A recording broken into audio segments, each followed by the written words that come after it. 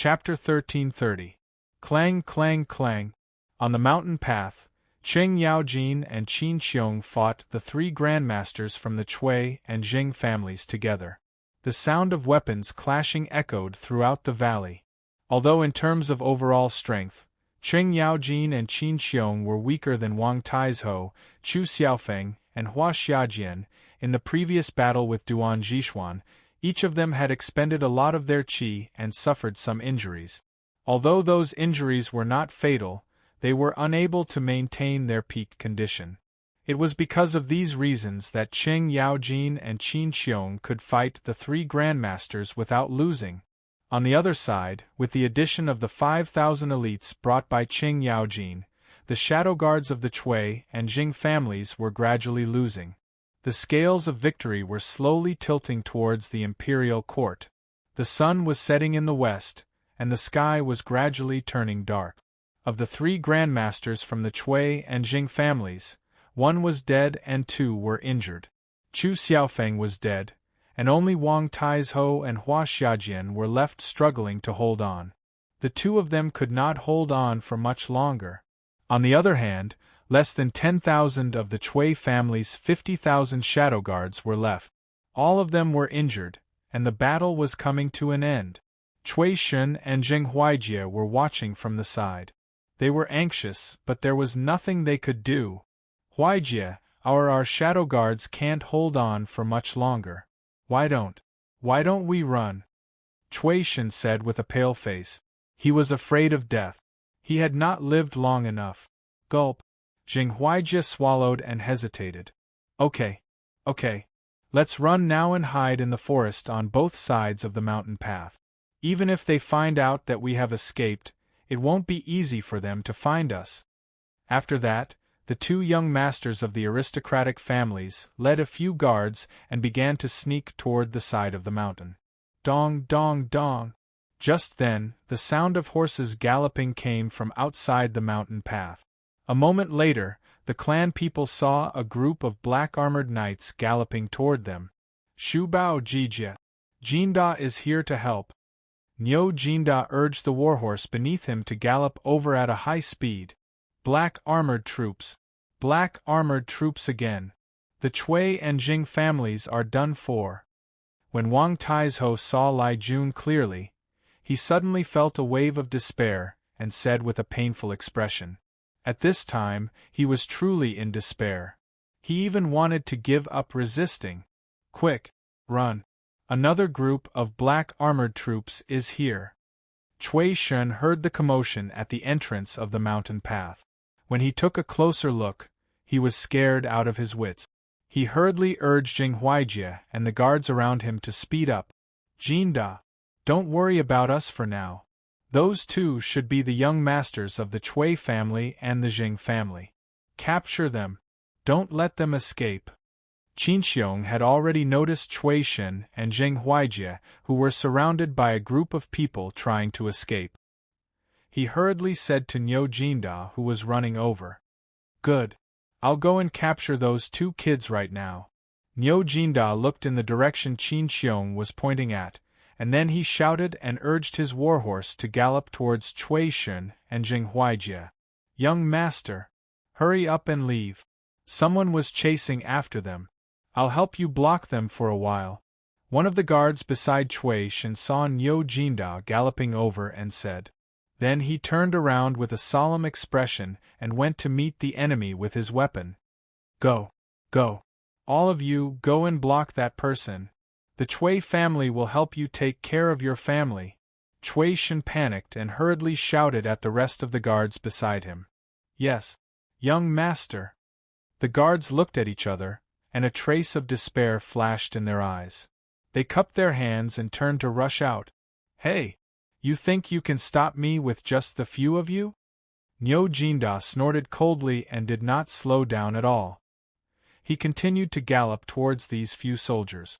These few soldiers did not see Niu Jinda move, but their weapons were already sent flying by the lance in Niu Jinda's hand.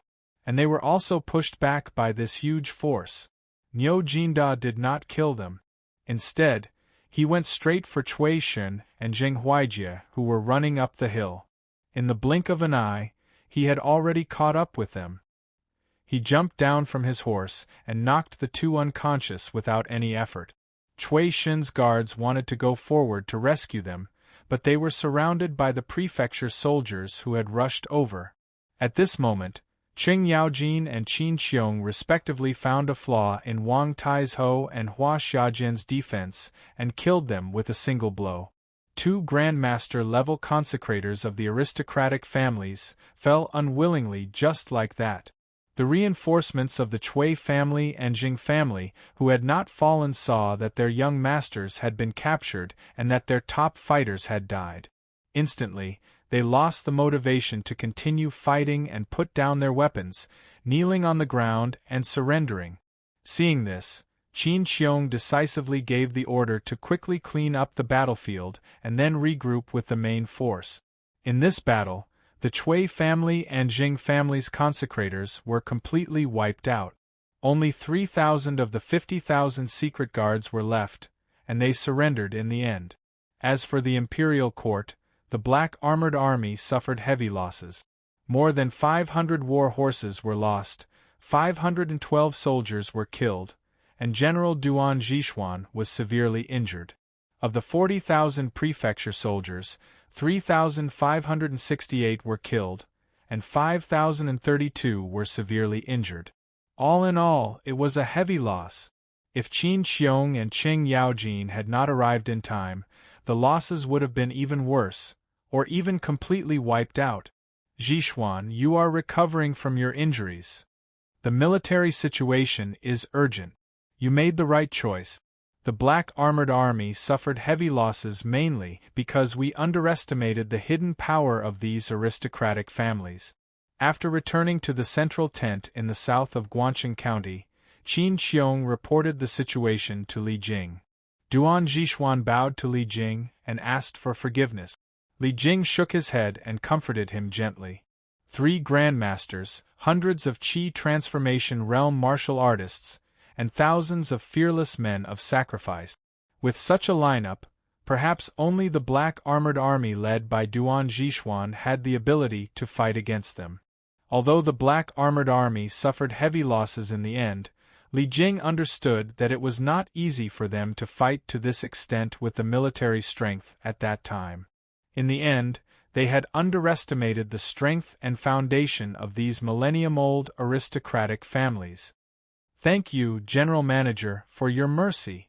Duan Zhixuan saluted and then turned to leave with a sad face. In this battle, he won, but he also lost. General Manager, the identity of these 2 boys has been verified. They are the eldest grandson of the Cui family in Bowling, Cui Shen, and the eldest grandson of the Jing family in Xingyang, Jing Huaijie. How should we deal with them? Niu Jinda pointed at Cui Shen and Jing Huaijie on the ground and asked Li Jing.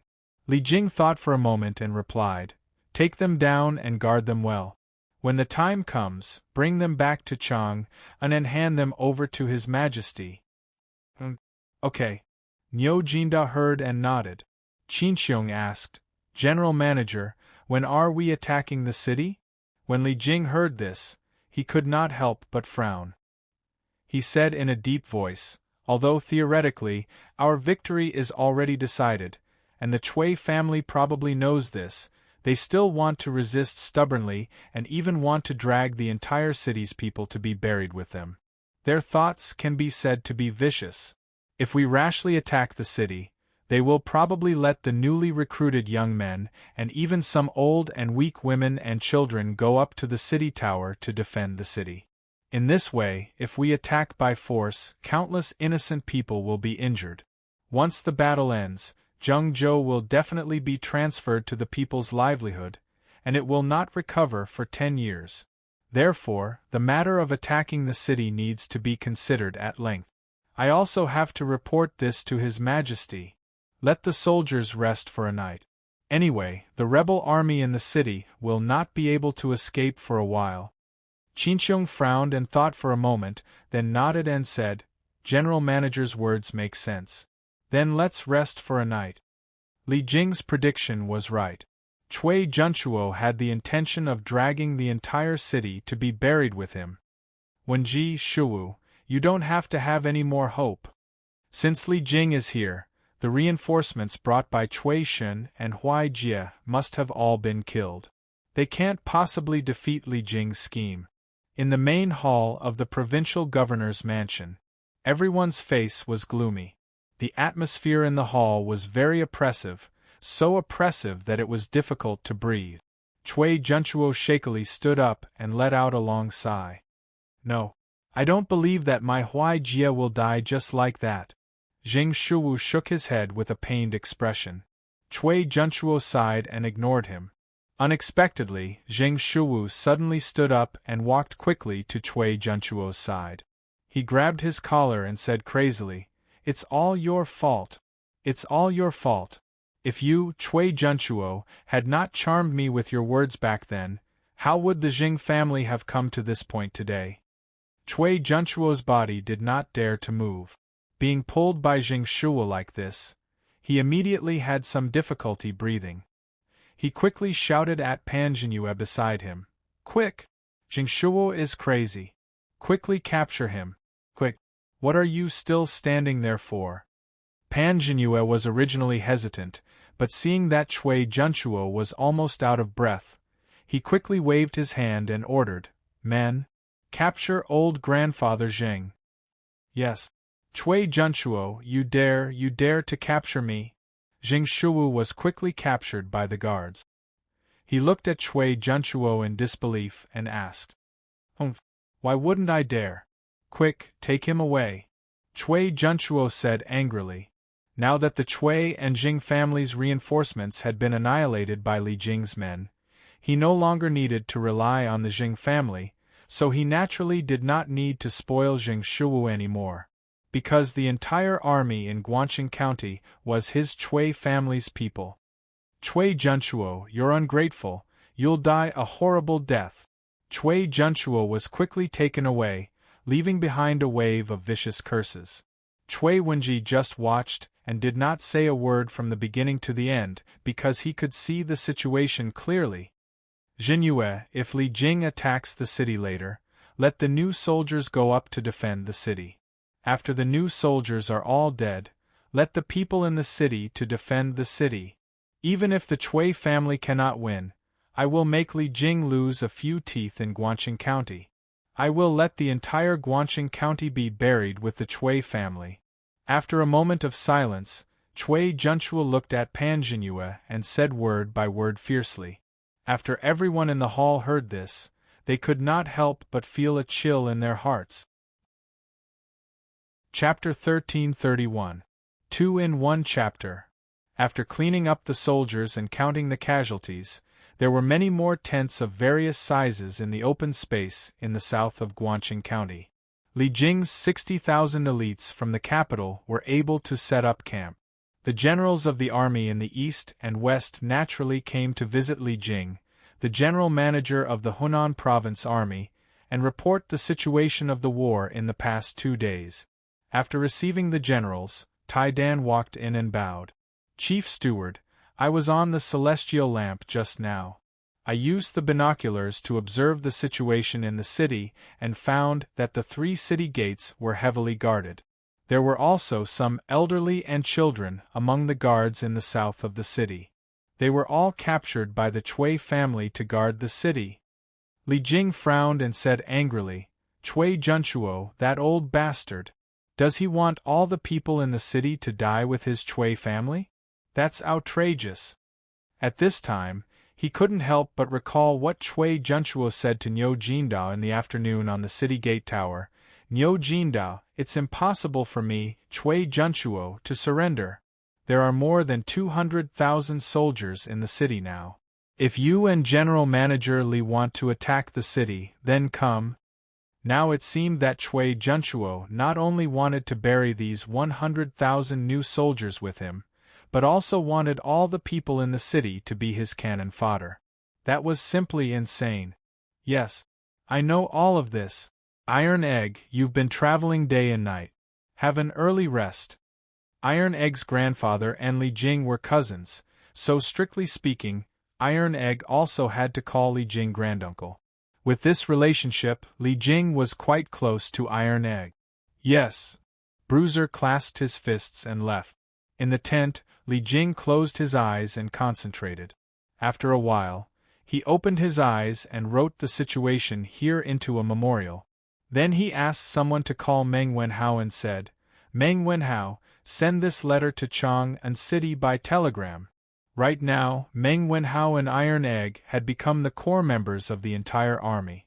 They were in charge of the army's communication with the outside world. The rescue of Guancheng relied on the unparalleled transmission speed of the telegraph machine. Li Jing had fought in wars all his life, but he had never been so comfortable as this time. Grasping first-hand information at the first moment allowed him to calmly make various tactical arrangements to deal with the changes in the situation on the battlefield.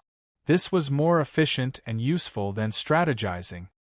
He had already secretly made up his mind. After returning to the imperial court, he would definitely suggest to Li Er to build a telegraph machine. With this thing, it would be extremely convenient to fight in the future. Think about it. If an army had a telegraph machine in every camp, it could send their location and the deployment of the enemy's forces to the central tent in a timely manner. Then, he would be able to receive the news as soon as possible, formulate a strategy, and send the battle orders to the front line. Li Jing felt that it was impossible to lose such a war. Information was crucial to the direction of the war. Yes, Chief Steward. Meng Wenhao clasped his fists and was about to turn and leave when Li Jing called out to him again. "Wenhao, contact little Yuer and ask her how the situation in the city is." "Yes." Beep, beep, beep. A series of long codes were sent to Chang'an City. Little Fatty Li Tai was busy recording the code. He was extremely busy. Similar to him, there was another person busy collecting the codes outside Chang'an City. It was Li Zishuan from Yunshan residence. Since the day the army set off, Li Zishuan had handed over the 2 remaining telegraph machines. He had made a few more telegraph machines. Because he knew all the codes and passwords used by the imperial court, Li Zishuan had also received a copy of all the telegrams that Meng Wenhao sent to the imperial court. Because of this, although Li Zishuan had never left Yunshan residence, he knew the situation at the front line like the back of his hand. However, only God knew if what he did was considered as stealing the imperial court's military secrets. "Wife, go and tell grandmother and grandfather that the imperial court has won a great victory in Guan City. The Chui family is at the end of their rope. The monk is not in any danger for the time being. Tell them not to worry." After copying the codes, Li Zishuan quickly translated them. After reading the information, he found Han Yushi and said softly, "Yes, yes." Han Yushi nodded. Then, she hesitated for a moment and asked, "Husband, Iron Egg? Is Iron Egg doing well over there?" Li Zishuan smiled and said, "Wife, don't worry. Iron Egg is with Uncle Li. He is safe. This time, he and Meng Wenhao have made a lot of contributions. When they return, His Majesty will reward them." Han Yushi heaved a sigh of relief and said, "That's good. Husband, I will go and find grandfather and grandmother." "Yes, go." After watching Han Yushi leave, the smile on Li Zishuan's face disappeared. A trace of coldness flashed in his eyes. He muttered to himself, "Chui Junchuo, I didn't expect you to be so vicious. You know that you will lose, but you still use the lives of hundreds of thousands of young people in Zhengzhou to buy time for yourself. It's a pity that this time, it may not be as you wish." Imperial Palace. Li Tai sent the information he received to Li Er. After reading it, Li Er frowned and said coldly, "What a vicious old man from the Chui family." The thing that worried him the most had happened. When he first learned that the Chui family had 300,000 soldiers, he was worried that after this battle, Zhengzhou would lose a large number of young people, and their livelihood would wither. Now, he didn't expect that the Chui family would be even more vicious. They even wanted the old, weak, women, and children in the city to help defend the city. After taking 2 deep breaths, Li Er suppressed the anger in his heart. He looked at Li Tai and said, "Qin Ke, send a telegram to inform Li Jing. Ask him to send 2 groups of troops directly to Xingyang and Boling. Capture all the clansmen of the Jing family in Xingyang and the Chui family in Boling. The collateral descendants will be directly exiled to Cheongzhou, and the direct descendants will be escorted back to Chang'an. In addition, let him handle all the military affairs in the county as he sees fit. Under the premise of eliminating the rebels, try to reduce the casualties of the people in the city as much as possible." As Li Tai spoke, he asked the servants for a pen and paper to record at the side. In the end, Li Tai cupped his hands and said, "Yes, sir. Tomorrow, I will go to the pagoda of Xingshan Temple and send the information to Supervisor Li." Xingshan Temple was built during the Sui Dynasty and was the largest Buddhist temple in Chang'an. Although it wasn't as tall as Songyue Temple, it was still one of the taller buildings in Chang'an. In any case, it was already late at night and there was no need to rush to send out the information. Li Er nodded and said, "Good. Then, Qin Ke, go back and rest early. Your son will take his leave." Li Tai cupped his hands and left, while Li Er sat on the dragon bed and fell into deep thought. Although the outcome of the Battle of Zhengzhou was already decided, Cui Junchuo's final counterattack made Old Li very uncomfortable. "Your Majesty, Li Junxian requests an audience." After an unknown period of time, an attendant walked in and carefully reported, "Let him in." Li Er came back to his senses and hurriedly said. A moment later, Li Junxian walked in and was about to bow when Li Er waved his hand and said, "There's no need to be so courteous. Why have you come to find us so late at night?" Li Junxian cupped his fists and said, "Replying to your Majesty, ever since the army went south to Zhengzhou, a total of 42 officials have tried to send pigeons to inform the Chui family and Jing family, but the letters have all been intercepted by the cavalry. This subordinate has come today to ask your Majesty, how should we deal with these officials?" Li Er's face darkened and he expressionlessly said, "Do you have a list? Let us take a look." Li Junxian took out a piece of paper from his bosom and handed it over. "Your Majesty, please take a look. Chui Liang, Chui Qing, Jing Shangguang bastards. A bunch of bastards. They eat from the emperor, but instead of sharing the emperor's burdens, they colluded with the enemy and betrayed the country. These people have gone too far. Tonight, arrest all of them and hand them over to the Supreme Court, Ministry of Justice, and censorate for public trial." Looking at the familiar names on the paper, the anger in Li Er's heart grew stronger and stronger. Finally, he slammed the dragon table and exploded.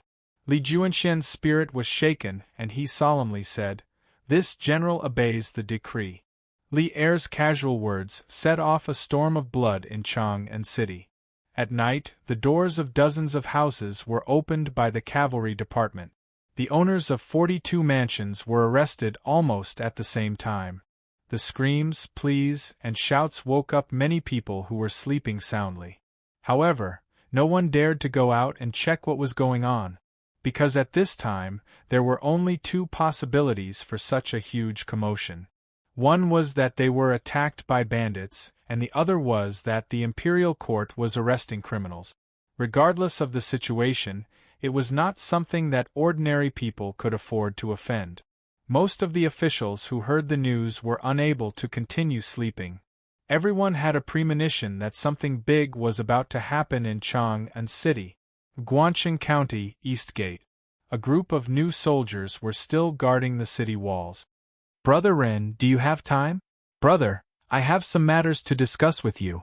At this moment, Lu Ringue was leaning against the city wall and dozing off. Speaking of which, this fellow wasn't afraid of falling off the wall in his sleep. At this moment, someone patted him on the shoulder and said, Who? Oh, so it's Brother Wang Lang. Do you need something from me?" Lu Ringue woke up from his sleep and saw that the person who had come was the captain of the 6th platoon, Wang Lang, whom he had wanted to join a few days ago. he immediately perked up and greeted him. Wang Lang nodded and whispered, "Brother Ren, can we talk in private?" Seeing his mysterious expression, Lu Rengui's eyes turned. There was no reason for him to refuse. Of course. Brother Wang Lang, follow this one." A few moments later, Lu Rengui led Wang Lang to a corner of the city wall. This place was rather remote, and under normal circumstances, no one would come here. "Brother Wang Lang, what do you need? Speak," Lu Rengui asked as he leaned against the wall. Wang Lang looked around and whispered, "Brother Ren, don't you think that Provincial Governor Pan and Commandant Chui are getting more and more overboard?" Lu Rengui asked, curiously. "Brother Wang Lang, what do you mean?" Wang Lang said with a face full of resentment, "Brother Ren, don't you know about the battle in the south of the city today? At first, Commandant Chui's army did have the upper hand, but later on, Duke Wei Li Jing and Duke Niu Jinda of Langyi County led an army of 50 to 60,000. Commandant Chui was so scared that he fled in panic. It's fine if he fled, but he actually had the brothers of the 13th and 14th Battalions stay behind to cover his retreat. After the army retreated back to the city, he ordered his men to close the city gates. And the several thousand brothers of the 13th and 14th Battalions were all locked outside the city gates. Do you think Shui Quan is still human? In my opinion, he thinks that the 13th and 14th Battalions are all new recruits like us, so he doesn't care about us. What's even worse is that according to what I know, Shui Quan's men have started to capture some old, weak women and children to guard the south gate. Because of today's battle, more than half of the new recruits guarding the south gate were killed or injured. He's short of manpower. This guy is really a beast. In my opinion, if the army outside the city attacks later on, us new recruits will definitely be the first to die. If we're all dead, Chui Quan will definitely capture the citizens in the city and put them on the city walls. Bah! This son of a bitch is really a good-for-nothing. Hey! Brother Wang Lang, keep your voice down. If someone hears you, then we'll be in big trouble. Lu Rengui was overjoyed when he heard this, but he tried to persuade him out of good intentions. After talking for a long time, Wang Lang's heart was already burning with anger. He wanted to smash the pot to smithereens. So what if they hear me? At worst, I'll die. If this continues, I'll die sooner or later. Although my family doesn't live in the city, I have many relatives in the city. If Chui Quan captures my relatives and puts them on the city walls to guard the city one day, how do you think I should face them? How much do they hate me? Lu Rengui looked at him sympathetically and said, "Brother Wang Lang, calm down first. Being angry won't solve the problem. Actually, Chui Quan is just a lackey of the Chui family. The reason why he did so is because the Chui family ordered him to do so. The Chui family is now able to cover the sky with one hand in Guangqing County. Although they can't defeat the army outside the city, but dealing with the citizens below is still easy." Wang Lang said angrily, When I was young, my father told me to study hard. If I can become a hanger-on of the Chui family in the future, then I'll bring glory to my ancestors. Now it seems that I'm lucky that I didn't study hard at that time. Otherwise, if I rely on the Chui family, such a dirty place, I might as well cut my own throat. When Lu Rengui heard this, he didn't know whether to laugh or cry. He thought to himself, "The Chui family is dirty, is that the reason why you didn't study hard? Brother Wang Lang, now we're all chess pieces under the Chui family. If they want us dead, what can we do?" Lu Rengui pretended to sigh helplessly and said, "Bullshit. Brother Dinyo, I, Wang Lang, respect you as a man. Today, I'll tell you something from the bottom of my heart. If you want to report me after hearing it, then I'll accept it. We're going to die anyway. Instead of dying in the hands of the Imperial Army without knowing why, and ending up with the title of traitor, making our descendants unable to raise their heads, why don't we rebel against the Chui family together? Even if we die, we'll die like a real man. How about it? Brother Dinyo, Do you dare to rebel with me? Chapter 1332. Shu. Brother Wang Lang, lower your voice. Even if you want to rebel against the Chui family, you don't have to be so loud. On the East Gate Tower of Guangxing County, Lu Ringue had a thought and secretly thought that the time was ripe. He first calmed Wang Lang's emotions and then whispered, Brother Wang Lang, I won't hide it from you. I, Lu Ringue, am also hot-blooded and have long disliked the Chui family. But so what? The Chui family is powerful, and they have countless soldiers under their command. With just the two of us, I'm afraid we can't even get close to Chui Quan, Pan Zhenyue, Chui Junchuo and the others. We will be killed immediately. Wang Lang's face lit up. He quickly said, Brother Daniu, who said it's just the two of us? Actually, the brothers in the 6th squad all want to rebel against the Chui family just like me. There are many people like us in other camps. As long as there is a hero who can take the lead, I, Wang Lang, can guarantee that there will be thousands of brothers who will be willing to follow him to destroy the Chui family. Lu Ringue was shocked and said, Oh, Brother Wang Lang, are you serious? Of course. Brother Daniu, you can ask around in other brigades and you will know. Brother Wang Lang, how many people on your side are willing to rebel against the Chui family? Lu Ringue suddenly asked tentatively.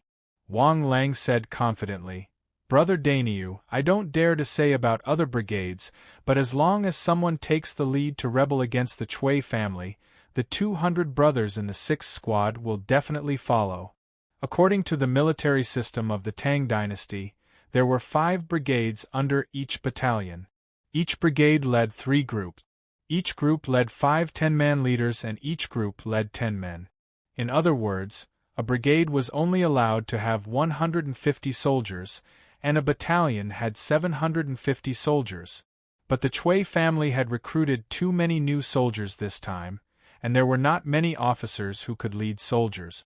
So, every battalion and every brigade was overstaffed. For example, the 9th Battalion had 9 brigades, and each brigade had 200 soldiers. Lu Ringue laughed and said, Good. Brother Wang Lang, since you trust me so much, then I'll tell you the truth today.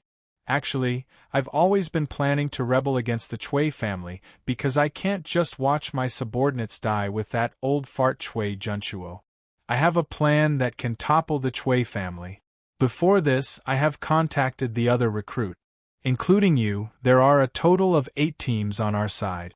I want to wait until there are more people before activating this plan. At that time, we will have the opportunity to completely push the Chui family into the abyss. Wang Lang was excited when he heard this. He said, That's great. That's great. I, Wang Lang, did not misjudge you. Brother Daniu, what's your plan? Can you tell me about it? Lu Ringue shook his head and said, Brother Wang Lang, it's not that I don't trust you. It's just that we don't have enough manpower. When there are more people, Daniu will tell you everything. Then, we will send the Chui family to hell. Wang Lang nodded and said, Good. Brother Daniu, don't worry. I have 2 good friends who are brigades in other battalions. They are also farmers outside the city like me. They have long disliked the Chui family. I will help you contact them. They will definitely be willing to rebel against the Chui family with us. Lu Ringue said happily, That's great. Brother Wang Lang, after you convince them, let me know. With these 2 brigades, we should have enough people. When we get together, I will tell you the plan. We can definitely overthrow the Chui family in one fell swoop. Brother Daniu, then it's settled. As for my 2 friends, I promise to convince them before noon tomorrow. I will bring them to meet you. Good. The next day, Chang'an City, Imperial Palace. Under Taiji Palace, hundreds of officials were in the morning court. What was different from the past was that there were many officials who came to the morning court with an uneasy heart. This was because they had received news early in the morning that 42 officials had been sent to prison last night. They were from all departments, ranging from the 3rd-ranked officials to the 9th-ranked officials. Since the establishment of the Tang Empire, there had never been a situation where more than 40 officials were arrested at the same time. This meant that there would be a huge earthquake in the Tang Empire's officialdom. However, only those who had a guilty conscience would feel guilty. In the early Tang Dynasty, there were many people in the imperial court who did not have a guilty conscience. Thus, Xiao Yu was speaking frankly in the main hall, reporting to Li Er the expenditure of the imperial court's treasury in the first 3 months of this year. In general, compared to last year, the expenditure of the treasury has increased slightly in the first 3 months of this year. The reason is that His Majesty has rebuilt Shanyu and built the Yellow River Forest Belt. However, these expenses are completely within the range of the imperial court's ability to bear. Li Er listened to Xiao Yu's Tang Empire Treasury report expressionlessly.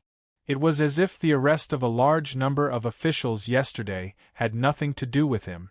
After waiting for a long time, Xiao Yu finally finished. Li Er saw that no one came forward to report, so he said, "Last night, I received news that Li Jing and Duan Zhishuan defeated the rebel army in Zhengzhou. The Cui clan of Bowling and the Zheng clan of Xingyang had hidden 50,000 secret guards, hundreds of Jianghu experts, and 3,000 men of sacrifice. They fought with Duan Zhishuan's black armor army in the wilderness. In the end, except for a few who surrendered, the rest were all annihilated. Li Jing led the 3 armies and fought with the 150,000 soldiers of the Cui clan outside Guanqing County at dusk yesterday. He killed 45,000 soldiers and forced the Cui clan's army into the city. Now Cui Junchuo is like a turtle in a jar. He can't make any waves anymore." The officials were slightly shocked in their hearts. Firstly, they were surprised that the Cui clan of Qinghe that was said to possess an army of 300,000 was actually so weak. Secondly, most of the officials were unable to figure out why Li Er was able to receive news of victory last night when it was clearly yesterday afternoon. How did he send the news? Even a messenger pigeon would not be so fast. However, core officials like Zhang Sun Wuji and Fang Xianling knew that when Li Jing led the army to Zhengzhou, he brought along a telegraph. Therefore, they definitely wouldn't have such doubts. "Congratulations, Your Majesty!" Although they were confused, they still had to congratulate Li Er for winning the battle. Does our Emperor Li Er not care about his face? The civil and military officials cupped their hands and said in unison. However, Li Er's face did not have a trace of joy from winning the battle. He just kept a cold face and did not say a word. This made the officials feel very strange. Congratulate? You should indeed congratulate us, because over the past few days, we have discovered 42 officials who have colluded with the enemy and betrayed their country. They are eating the salary given by the imperial court, but they are doing the shady business of colluding with the enemy and betraying their country. If not for Baichi intercepting their carrier pigeons flying to Zhengzhou, you would have heard the grievous news of Luoyang being surrounded and about to be captured. Li Er suddenly slammed the table and shouted angrily. The entire hall was echoing with his angry roar. The civil and military officials immediately kept quiet out of fear. None of them dared to breathe loudly. Lu Dui. After a moment of silence in Taiji Palace, Li Er's cold voice came from above. "This old official is here." Lu Dui, the Chancellor of the Supreme Court, hurried forward and cupped his hands. Li Er coldly swept his gaze over all the officials in the court. Then he looked at Lu Dui and said, "In a moment, I will hand over all these officials and the intercepted letters to you. I give you 7 days to investigate these officials together with the Ministry of Justice and the Censorate. Find out if they have any accomplices. After 7 days, report to me the results of your investigation. At that time, those who should be killed will be killed, and those who should be exiled will be exiled." Lu Dui's heart trembled. He cupped his hands and said solemnly, "This official obeys the decree." The officials in the court felt a chill in their hearts. They knew that Li Er was going to start a massacre. I would like to remind some people that you are officials of the Tang Empire first, and then people of the aristocratic families. Without the Tang Empire, you are nothing. Court is dismissed. After Li Er said this coldly, he got up and left in a huff. Now that he had almost wiped out 3 of the 5 families, he had the confidence to say these words. The officials looked at each other and sighed. Then, they left the hall and went about their own business. Little fishy, little fishy. At noon, in a private house in Wanning Square in the south of Guangqing County, a fierce-looking man took advantage of the fact that no one was around to jump over the wall and come to the backyard. Big Brother Lu? Why are you back? Little Fishy, who was taking an afternoon nap in the attic, hurried downstairs to welcome him when she heard the shouts below. Shoo! Lower your voice. I snuck out during lunchtime. Let's talk inside. Lu Ringui hurriedly whispered. Oh. Okay. Little Fishy replied and led Lu Ringui into the house. Then, she said, Big Brother Lu, you must have not eaten lunch, right? I still have some steamed buns left. Why don't you eat some to fill your stomach? Lu Ringui waved his hand and said, There's no time. I can't stay any longer. I came back to look for you today because of an urgent matter. I'll make it short and leave after I'm done. Little Fishy hurriedly sat up straight and said, Okay, Big Brother Lu, go ahead. I'm listening. Lu Ringui said, Little Fishy, I've already convinced the captains of 10 teams. They are all willing to join me in the rebellion against Chui. I can mobilize 2,000 troops. I plan to bring these people to kill the soldiers guarding the gate at midnight tonight. Then, I'll open the city gates and release the drawbridge to let the army outside the city in. So, you have to inform Duke Wei outside the city in advance and let them prepare. Once midnight arrives, we'll work together and take down Guangqing City in one fell swoop. Understand? Little Fishy said in surprise, Wow!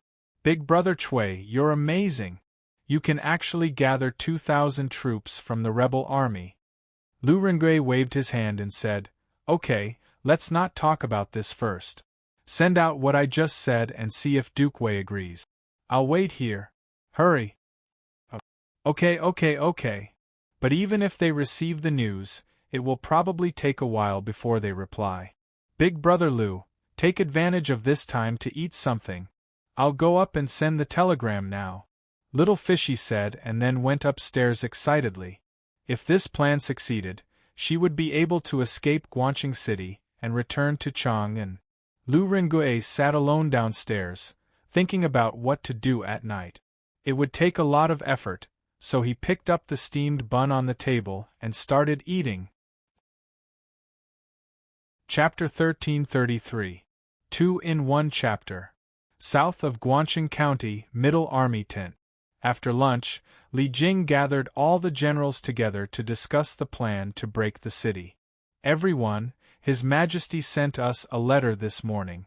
First, he asked us to capture all the disciples of Chui family in Bowling and Jing family in Xingyang. Second, he asked us to solve the problem of Chui family in Qinghe. Although Chui Junchuo's power is gone, he obviously wants to hide in the city and drag everyone in Guangqing County to die with him. Now, many of the guards on the south gate are the old, weak women and children they captured. If we want to attack the city, on one hand we have to consider the casualties on our side. On the other hand, it's inevitable that we have to kill those innocent people. His Majesty asked us to reduce the casualties of the people as much as possible under the premise of eliminating the rebels. Li Jing, as the general manager of the army, naturally sat on the highest seat. Qin Shubao, Qing Yaojin, Niu Jindao, Duan Jishuan, Sui Provincial Governor Wang Yu, Bian Provincial Governor Zhao Kai, and Hunan Provincial Governor Ren Kan were kneeling on the left and right. Qing Yaojin was furious. This Chui Junchuo is really a bastard. When I, old Qing, break through the city gates in the future, I'll definitely beat this old thing up and feed him to the dogs. Qing Yaojin had killed countless people in his life, but he only killed enemies. Old hooligans like Cui Junchuo, who killed civilians, were despised by old Cheng. Qin Xiong's face sank. He thought for a while and said, "If Cui Junchuo really wants to let the people defend the city, then we can't attack the city. His Majesty has always loved the people like his children. We can't fight against those people, right?" Li Jing nodded. "Shu Bao is right. That's why I gathered everyone here today to discuss how to attack the city. First of all, you need to mobilize 20,000 soldiers from other provinces as soon as possible and divide them into two groups.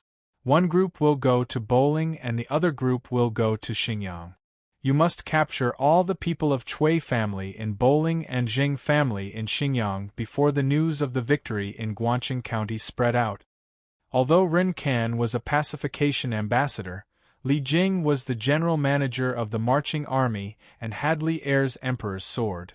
All the officials in Hunan province should be under his control. Therefore, when he heard Li Jing's words, Ren Kan quickly stood up and saluted. "Yes, head chief. I, Ren Baqian, will immediately send someone to Qi province to gather the troops." "Yes." Li Jing nodded and said, "Next, everyone, think about how to take down Guan City. We didn't bring much food with us on this expedition. Even if we can mobilize food from the nearby provinces and counties, the imperial court can't afford to drag it on for too long. Therefore, we must think of a foolproof plan as soon as possible." Hearing this, everyone in the tent frowned. Reporting, "Chief Steward, young Master Meng said that he has something important to discuss with you." At this moment, a soldier came in from outside the tent and said carefully, "Usually, outsiders were not allowed to disturb this kind of high-level meeting. However, Li Jing had already said that Meng Wenhao and Iron Egg were special figures in the army. Therefore, even though the guard knew that an important meeting was being held in the tent, he still forced himself to come in and report." Li Jing's heart skipped a beat. He quickly said, "Let him in." "Yes, sir." The guard received the order and left. After a while, Meng Wenhao walked in from outside the tent. Seeing so many people in the tent, he couldn't help but be stunned. Then, his expression became a little hesitant. "Greetings, head chief and generals." Meng Wenhao saluted. Li Jing nodded and said, "Yes, Wenhao, I heard that you have something to ask me? Say it." Meng Wenhao looked at the people around him.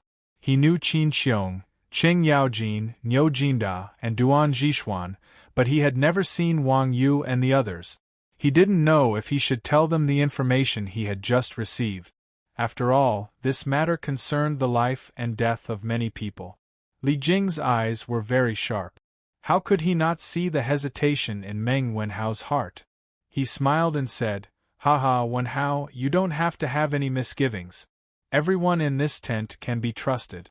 In the battle yesterday, if any of them were missing, the rebel army in the city would definitely have killed their way out of the encirclement." Hearing this, Meng Wenhao looked embarrassed and saluted to the people around him. He said apologetically, "I was rude and offended the generals. I hope you can forgive me for being disrespectful." Renkin laughed and said, "Young master, you are so cautious. I guess you have very important information to tell the chief steward, right? It's never wrong to be cautious about such things. We are not unreasonable people. We will definitely not take it to heart." Wang Yu and Zhao Kai nodded in agreement. Seeing this, Meng Wenhao turned around and saluted to Li Jing. He said with a serious face, reporting to the chief steward, "I just received a telegram from Little Yuer. It said that the Bian Province Army Commander, Lu Rengue, has united 10 new recruits in the city who want to rebel against Cui. They can control 2,000 troops. Lu Rengue plans to bring these new recruits to kill the soldiers at the city gate at midnight tonight. He plans to open the city gate, lower the drawbridge, and lead the army in from outside the city. I wonder what the chief steward and the generals think? They are waiting for my reply." "Oh, there is such a thing?" Li Jing was shocked. They were now worried about how to break through the city gate with the least casualties. In the end, someone sent a pillow to them while they were dozing off. If someone cooperated to open the city gate, then all the problems would be solved. They would not lose too many soldiers, nor would they hurt too many innocent people. Do the generals think that Lu Rengui's plan is feasible? Li Jing looked at everyone and asked in a deep voice. Everyone looked at each other. Qin Xiong stood up and said, Guangxing County is the governing area of Zhengzhou. The city is strong. If we attack from the front, there will be heavy casualties. If we can really break through from the inside and then cooperate with the outside, it is undoubtedly the best plan to break the city. I think this plan is feasible. Bian Province Governor Zhao Kai smiled and said, Chief Steward, I also think this plan is feasible. Lu Rengui was the Bian Province Army commander and was his subordinate. At such a critical moment, Lu Rengui directly played the key role of one person to decide the situation. This made him, the Bian Province governor, very proud. Wang Yu curled his lips in annoyance. He thought to himself that Lu Rengui was also a talent. He would see if he could be transferred to Sui Province. He was willing to directly give him the position of commandant. Cheng Yaojin, Niu Jinda, and the others did not have any objections. Seeing this, Li Jing said to Meng Wenhao, immediately reply to Lu Rengui. Tell him to open the city gate at midnight tonight and lower the drawbridge. The army outside the city will be prepared to enter the city in advance. Yes, Chief Steward. Meng Wenhao cupped his fists and left. In the tent, Li Jing immediately began his tactical deployment. Generals, listen up. Tonight at midnight, organize the troops and follow me into the city. However, each department needs to leave 10,000 troops outside the city to guard the city gates to prevent the rebels in the city from escaping. Yes, sir. Guangxing County, Wanning Square. Beat, beat, beat, beat. It's here. It's here. It's finally here. Little Fishy waited for a long time before the telegraph finally rang again. She quickly took a pen and recorded the code. Speaking of which, the distance between the two telegraph machines was now only a city wall. There was no need to go to a very high place to send a telegram to each other. This undoubtedly created a great convenience for the communication inside and outside the city. After a while, Liu received and translated the code. Then, she went downstairs. Lu Rengui, who was downstairs, had already eaten his fill of steamed buns. How is it? Did Duke Wei agree? Lu Rengui asked anxiously. Little Fishy smiled sweetly and nodded. Yes, Wenhao just sent a telegram saying that Chief Steward Li and the rest felt that this plan is feasible. Tonight at midnight, the army outside the city will gather at the east gate. Once you open the gate, the army outside the city will flood in and destroy the Chui family. Good, good, good. Lu Rengui waved his fist excitedly and said, Okay, I will go back to the east of the city first. If I return late, I will probably take care of things. You and Wei Zhuqing must not go out tonight. After all, swords have no eyes in war. Do you understand? Yes, yes, I understand. Brother Lu, go quickly. Little Fishy smiled and replied. Lu Rengui clasped his fist and left hurriedly. Iron Egg, are you also going to enter the city with the army tonight? South of Guangxing County, outside the central military tent, Meng Wenhao and Iron Egg, the two special people in the army, were sitting on the celestial lamp to observe the enemy. Meng Wenhao looked at the situation in the city with his binoculars and asked Iron Egg. Yes. It is not easy to get a chance to go to the battlefield. How boring it is to stay in the camp every day. Tonight, we will enter the city with the army. Maybe we can kill a few of the Chui family's dogs. Iron Egg stroked a heavy mo sword and replied softly.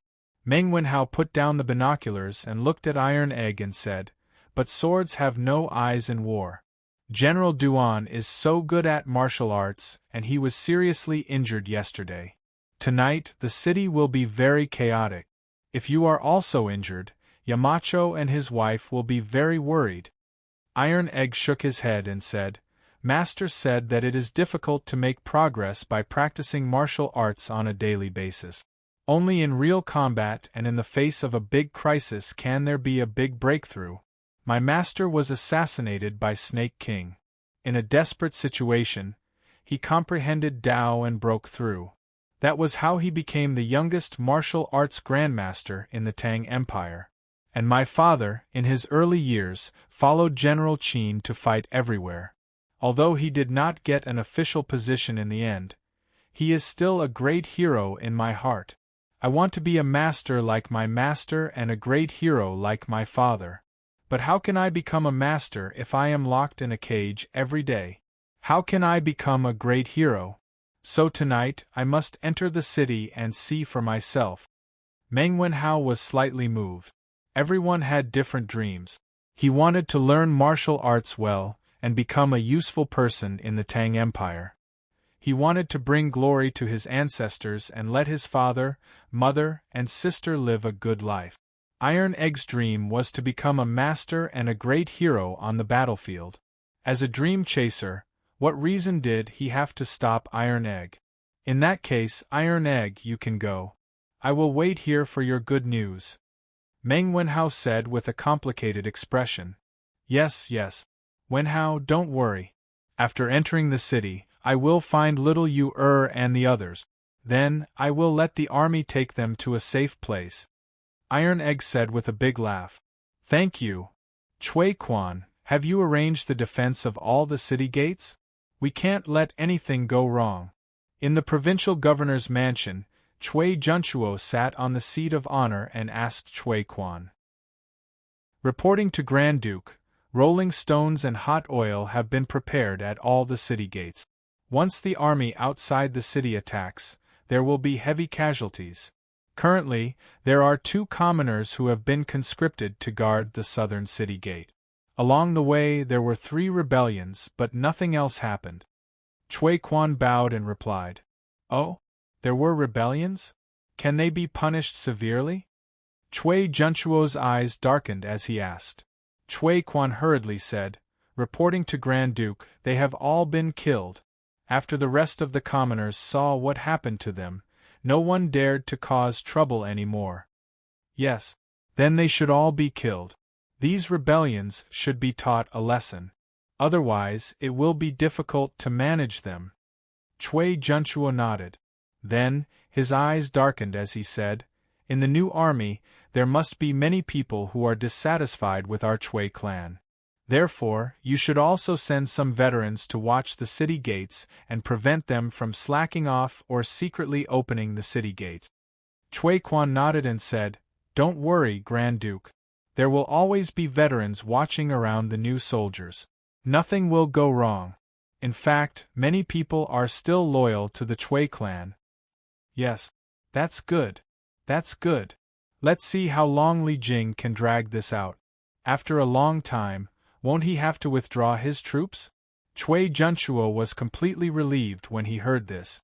However, he didn't know that the current Chui clan was no longer the 5 surnames and 7 sects that everyone looked up to in the past. Especially the recent actions of the Chui clan had already made many commoners hate them. A just cause enjoys more support while an unjust cause finds little support. The Chui clan was about to pay the price for their recent unjust actions. As night fell, Guangqing County was lit up with thousands of lights. However, in these thousands of lights, there was no warm atmosphere like in the past. Because now, Guangqing County was no different from a huge cage. Everyone was a prisoner inside. No one knew how long they could live. Although they were fine today, who knows if they would be captured to guard the city walls tomorrow? Brother Wang Lang, is everything ready? Lu Ringue found an opportunity to find Wang Lang, the captain of the 6th squad, and asked in a low voice. Brother Daniu, don't worry, everything is ready. And tonight, the one who will be on duty in front of the city gates is our adjunct Wang. He will bring his personal guards. Wang Lang replied in a low voice. Lu Ringue frowned and said, Personal guards? It is said that in this personal guards, everyone is good. At night, we have to be careful. We can't let anything go wrong. Understood. Understood. The city gate was quiet again. However, as the saying goes, the tree wants to be quiet, but the wind won't stop. Sometimes, behind the quiet, there was a bigger storm brewing. At 6:00 in the evening, a black shadow quietly sneaked into the tower where Adjunct Huang was temporarily staying. Chapter 1334. Huff, Huff. East of Guangqing County, in one of the corner towers of the city gate tower, Zhengzhou's Zhechong House's military officer, Huang Qing, was sleeping soundly on a bed. Although it was his turn to supervise the new army tonight, it was already the middle of the night. How could he not sleep? Besides, in Huang Qing's opinion, these new recruits were all very timid and could not cause any trouble at all. Therefore, he slept very soundly and peacefully. Tisk, tisk. A black shadow floated by and a cold light flashed. The two soldiers who were dozing off in front of the turret didn't even have time to cry out before they collapsed on the ground. Blood flowed out of their necks like a stream. The black shadow landed in front of the door, then took out a blade and extended it to the gap in the middle of the door. Ta, ta ta. After a while, the lock behind the door was opened. The black shadow carefully pushed the door open and entered. Looking at the person who was sleeping like a dead pig on the bed, he quickly unsheathed the blade, and a cold light flashed. The head was separated from the body. The black shadow did not stop and immediately flew out. How is it? How is it, Brother Daniel? The black shadow came to a corner of the city gate tower, and Wang Lang quickly went forward to ask. It turned out that the black shadow was Lu Ringue. Huang Qing is dead. Now that his personal guards are leaderless, we can start the operation now. Lu Ringue smiled and replied, That's great. Then I'll let the brothers start the operation now. Wang Lang said excitedly. Inform the brothers in the other teams to gather immediately and get rid of the personal guards. Let's end this quickly. After a while, all the soldiers on the city gate tower gathered. First, they killed a dozen of Huang Qing's personal guards on the city gate tower. Then, under Lu Ringue's lead, 2,000 people went down the city gate tower and went straight to the personal guards at the city gate. Who is it? Stop. Which battalion are you from? Why are you not guarding the city up there? Why are you coming down? A soldier at the city gate hurriedly shouted when he saw Lu Ringue leading a large group of people over in an aggressive manner. Hearing the commotion, more than 100 soldiers behind him also became alert. Brother, Adjunct Huang asked me to come down and ask you to go up. He has something to tell you in person. Lu Ringue said as he led his men closer to the city gate. The soldier asked doubtfully, Sir Adjunct? Why is he looking for us? Besides, why would I let you guys come down? Before the soldier could finish his words, Lu Ringue had already pulled out his saber and pounced towards him. Kill. Lu Ringue's speed was as fast as lightning. Under his sudden attack, the soldier had no time to dodge and his throat was instantly slit. After standing still, Lu Ringue let out a low roar. Behind him, more than 2,000 recruits all wielded mo swords and slashed at Huang Qing's personal guards. It's a rebellion. Someone is going to rebel. Someone from the personal guards immediately shouted.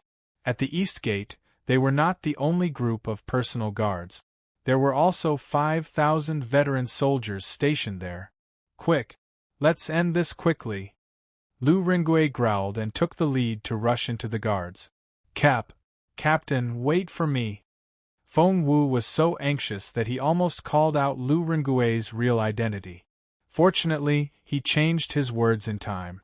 After that, he also rushed forward with his mo sword. He had to protect Lu Ringue's safety. The two groups of people quickly clashed.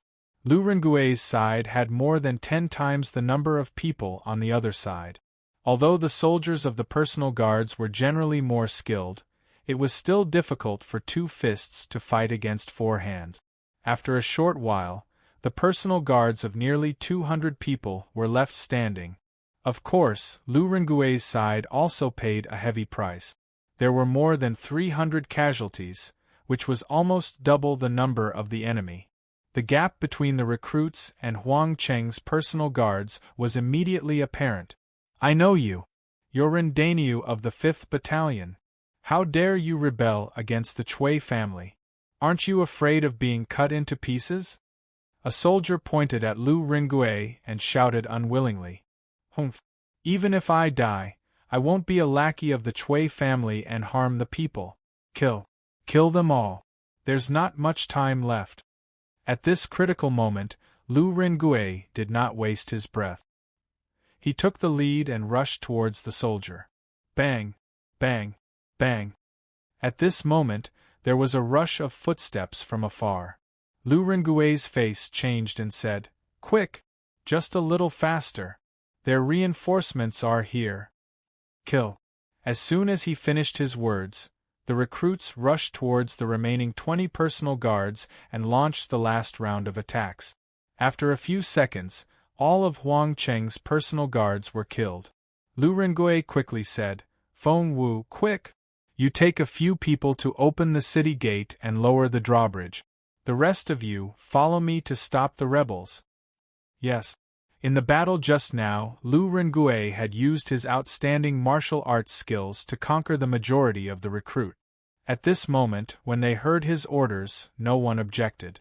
Although they knew that with just these recruits, they would definitely not be able to defeat the 5,000 veterans, but they still followed Lu Rengui without hesitation and turned around to face the incoming veterans. "How dare you? Who dares to open the city gates and rebel against their superiors? Attack! Arrest them all!"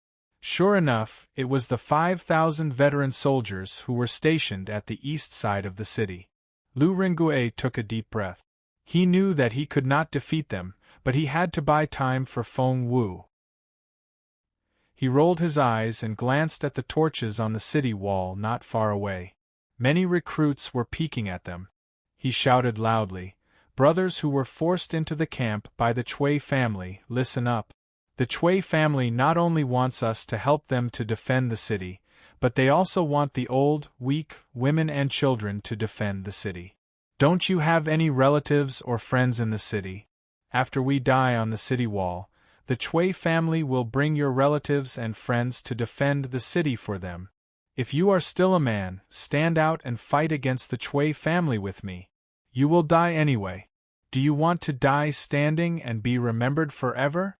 Or do you want to die kneeling and be remembered as a disgrace to your descendants? Come. Fight against the Chui family. Fight against the Chui family. Fight against the Chui family." Lu Rengui's words struck a chord in the hearts of all the recruits. As soon as he said this, the 1,000 or so recruits beside him immediately roared in unison.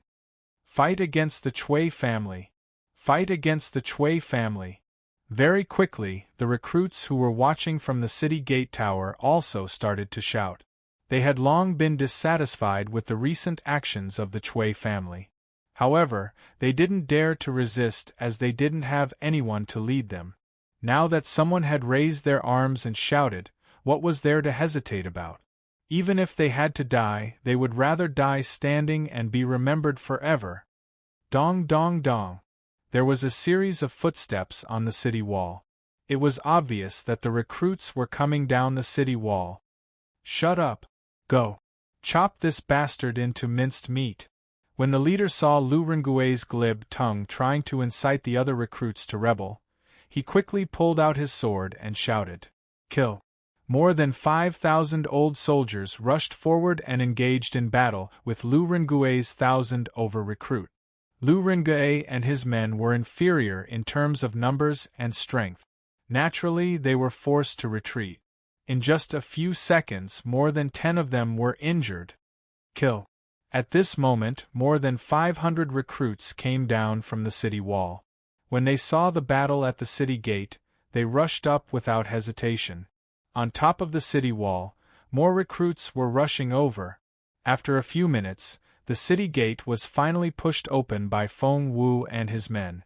At this moment there were more than 5,000 to 6,000 new recruits.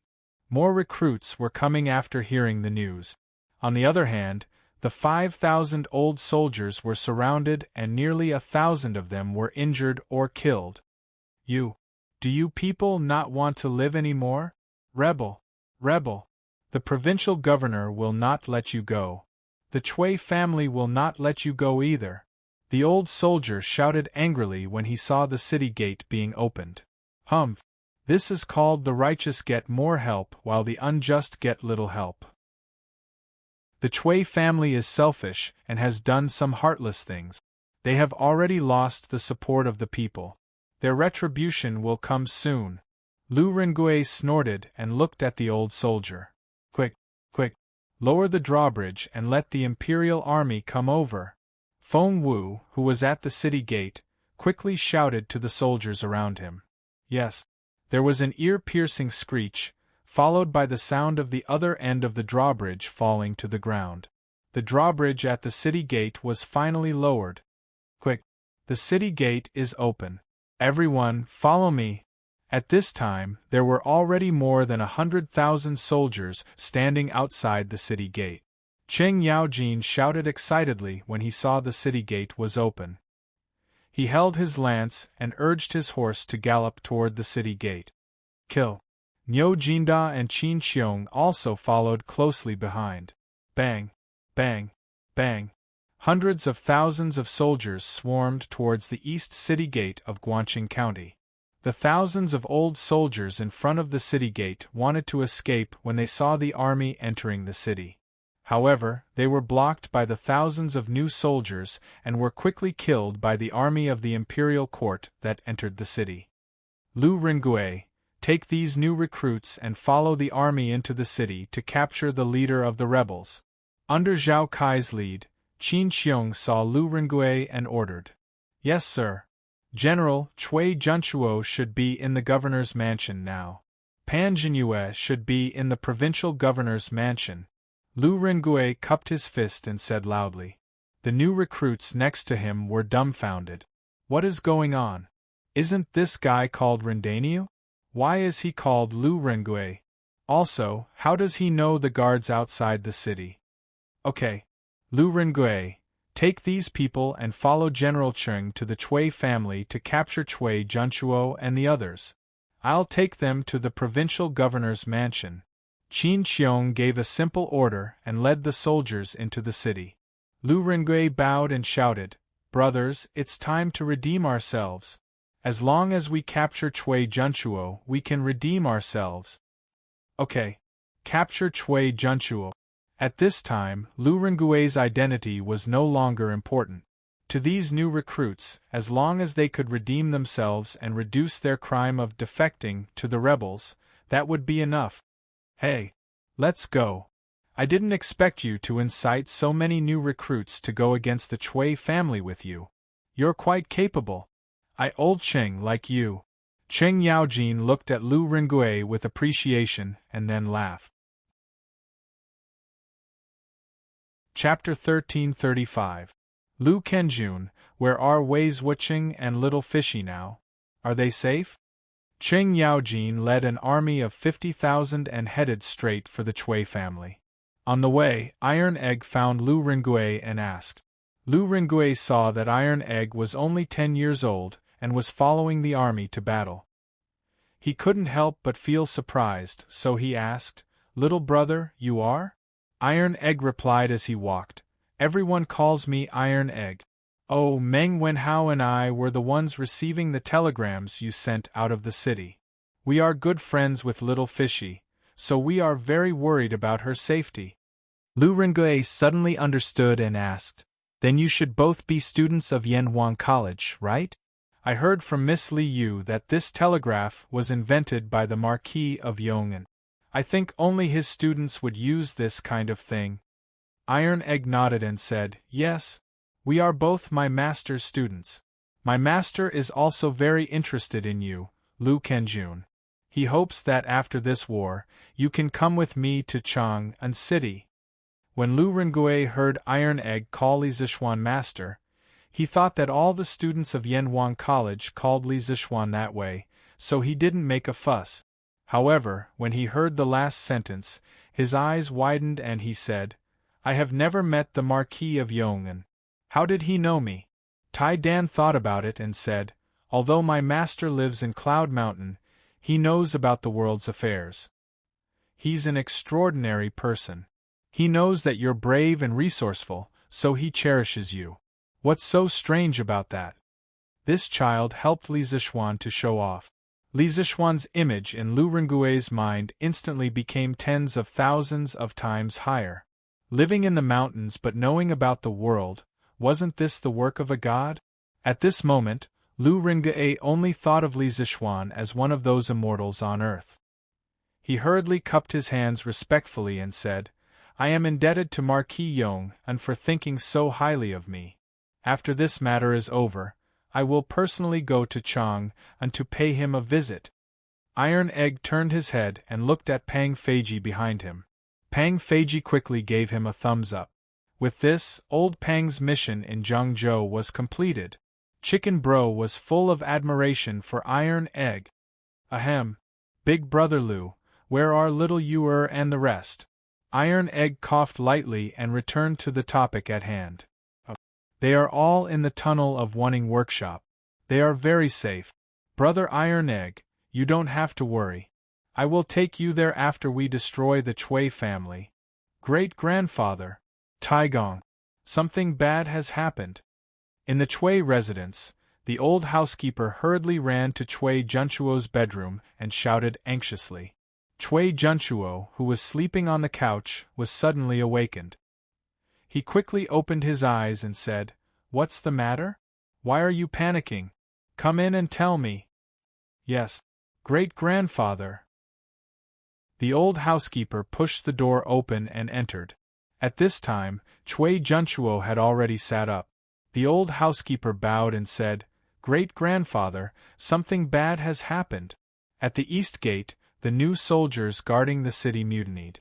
They killed Adjunct Wang and then opened the gate to let the army in. Great-grandfather, quickly take the young master and escape." "What? The army outside the city has entered the city?" When Chui Junchuo heard this, he felt as if he had been struck by lightning.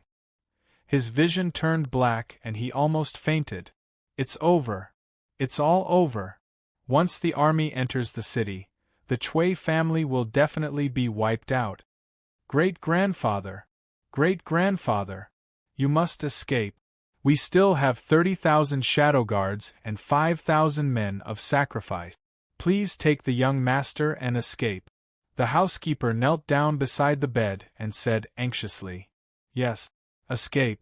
The Chui family cannot be destroyed. It's better to leave some hope. Immediately let Qi Li lead the hall of worship, the men of sacrifice, and the shadow guards to escort the young master out of the city." Chui Junchuo's lifeless eyes suddenly flashed a ray of light, and he quickly ordered, "Great-grandfather, what about you? I'm old and I've lived enough. I won't escape.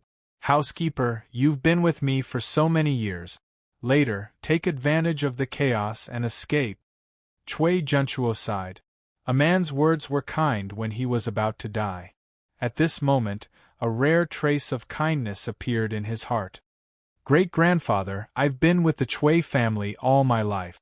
Where can I go? I'm willing to live and die with the Chui family." Chui Junchuo patted the old housekeeper's shoulder and was speechless. "General Cheng, the Chui family now has 30,000 shadow guards and many Jianghu experts. General Cheng, please be careful." When they were about to reach the Chui family's residence, Lu Rengui cupped his fists and said to Qing Yaojin. Qing Yaojin laughed carelessly and said, "Hee, that's good. I've come all the way from Chang'an to Zhengzhou, and I haven't had enough fun yet. Tonight, I'll use the shadow guards of the Chui family as practice for the little brats below. Hurry up, don't let the Chui family escape." Bang, bang, bang. While they were talking, a large number of soldiers suddenly rushed out of the gate in front of them. In front of the army was a young man wearing a scholar's robe. He was riding on a horse and was urging the people behind him. Hurry up! Now that the guards outside the city are empty, let's go out from the south gate. Qing Yaojin narrowed his eyes and said, Lu Rong, bring 10,000 men to the Chui family's residence to capture Chui Junchuo. The rest of you follow me. Don't let them escape. Yes, General. A general behind Qing Yaojin quickly took the order and left. Qing Yaojin shouted, Chase. All of you, chase after them. Don't let the Chui family escape. Yes, sir. The army started moving. Qing Yaojin took the lead and rode his horse at the front. Lu Ringui, Iron Egg, Pang Feiji and the rest quickly followed behind and chased after them. Not good. There are pursuers. Qi Li, get your men to stop the pursuers. The rest of you, follow me and escape from the south gate. When Cui Xuanji heard the commotion behind him, he turned around and was immediately shocked. He said to Qi Li beside him with a panicked expression. Qi Li frowned. Although he did not want to agree to this difficult task, he thought that Cui Xuanji was now the young leader of the Cui family. If he could really escape, he would benefit a lot in the future. So he braced himself and said to the two people beside him, Third brother, fourth brother, protect the young master well. I will bring up the rear. Wang Wangjin and Ming Huan cupped their fists and said, Big brother, you must come back alive. Qi Li smiled and said, Don't worry. If I want to escape, no one can stop me. After that, he laughed and led thousands of Chui family's shadow guards toward Qing Yaojin's army. Cui Xuanji, on the other hand, quickly summoned the remaining troops and ran toward the south gate without looking back. General Qing, your opponent is us.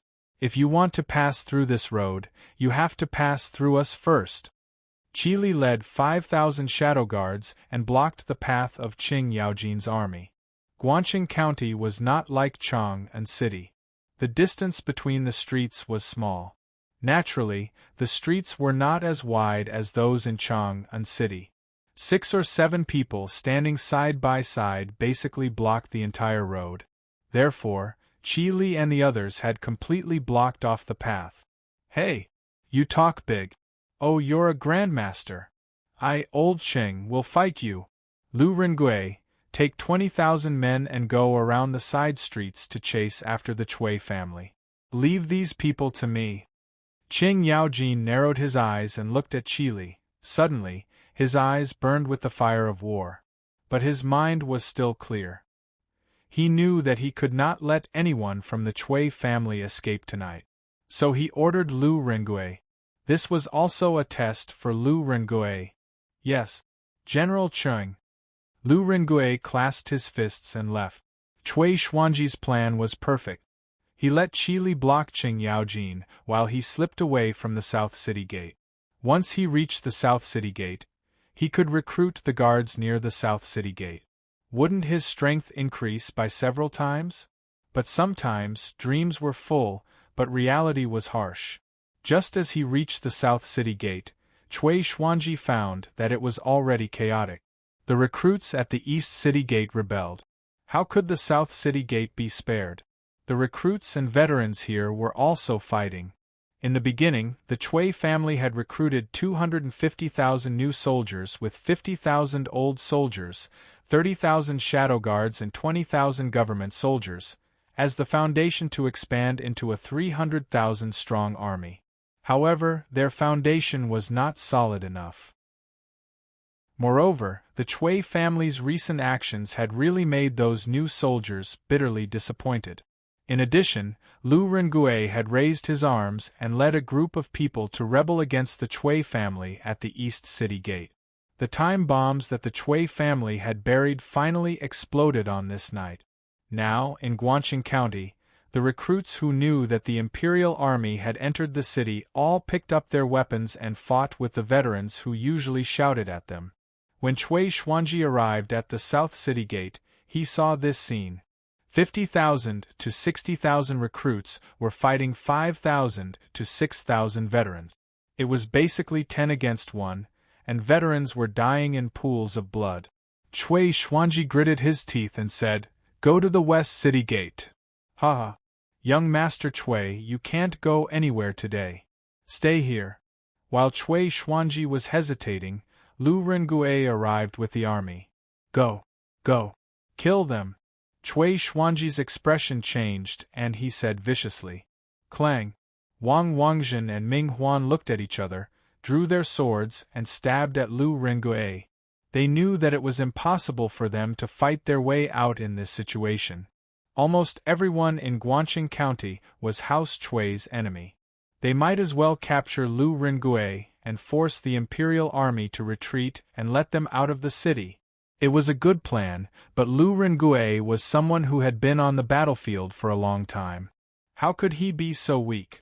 He took 2 steps back and then fell on his back. He didn't fall completely, but when he was close to the ground, he put 2 fingers on the ground to support his weight. With this step and fall, he dodged Wang Wangjin and Ming Huan's fatal attack. Go. That's the young master of House Chui. It's a great achievement to capture him. Don't let him get away. Taking the opportunity, Lu Rengue circulated his internal energy and roared. His shout, which was infused with internal energy, not only stirred up the emotions of the soldiers behind him, they all drew their swords and charged at Chui Xuanji. Even the new soldiers who were fighting with the old soldiers at the city gate all looked at Chui Xuanji. Obviously, they wanted to make a contribution and take revenge at the same time. Their current situation was all thanks to House Chui. Kill. Lu Rengue's army of 20,000 charged at Chui Xuanji and his secret guards. Many new soldiers at the city gate also changed their direction of attack and charged at Chui Xuanji. Despicable. Wang Wangjin and Ming Huan's expressions changed.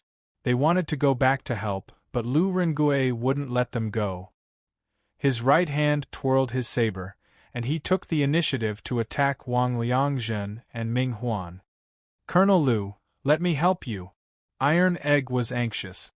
He raised his Mo sword and joined the battle. Since he started drawing qi into his body last year, he had trained hard for almost a year before entering the body refining realm.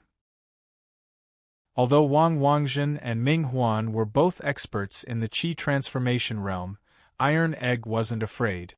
He had seen experts in the Grandmaster realm. How could he back down because of 2 small fries in the qi transformation realm? Brother Iron Egg, be careful. These 2 are very strong. Lu Rengue warned as he launched his attack. Colonel Lu, don't worry. I only need to help you hold one person back. With a leap, Bruiser arrived in front of Ming Huan. He had chosen Ming Huan because he was relatively weak. He had only just entered the qi transformation realm. Humph. You want to stop me with just you, a brat who's still wet behind the ears? Ming Huan snorted coldly. Then his body moved in a dazzling manner. Suddenly, a long sword stabbed at Iron Egg's chest without warning. It was fine if he didn't attack, but once he attacked, he used a killing move. Clearly, Ming Huan didn't want to waste time on Bruiser. Iron Egg had been by Li Zishuan's side for many years. Although his aptitude wasn't as good as others, he was definitely much more knowledgeable than his peers. After all, he had witnessed several battles between grandmasters. It was very useful for improving his eyesight and combat experience.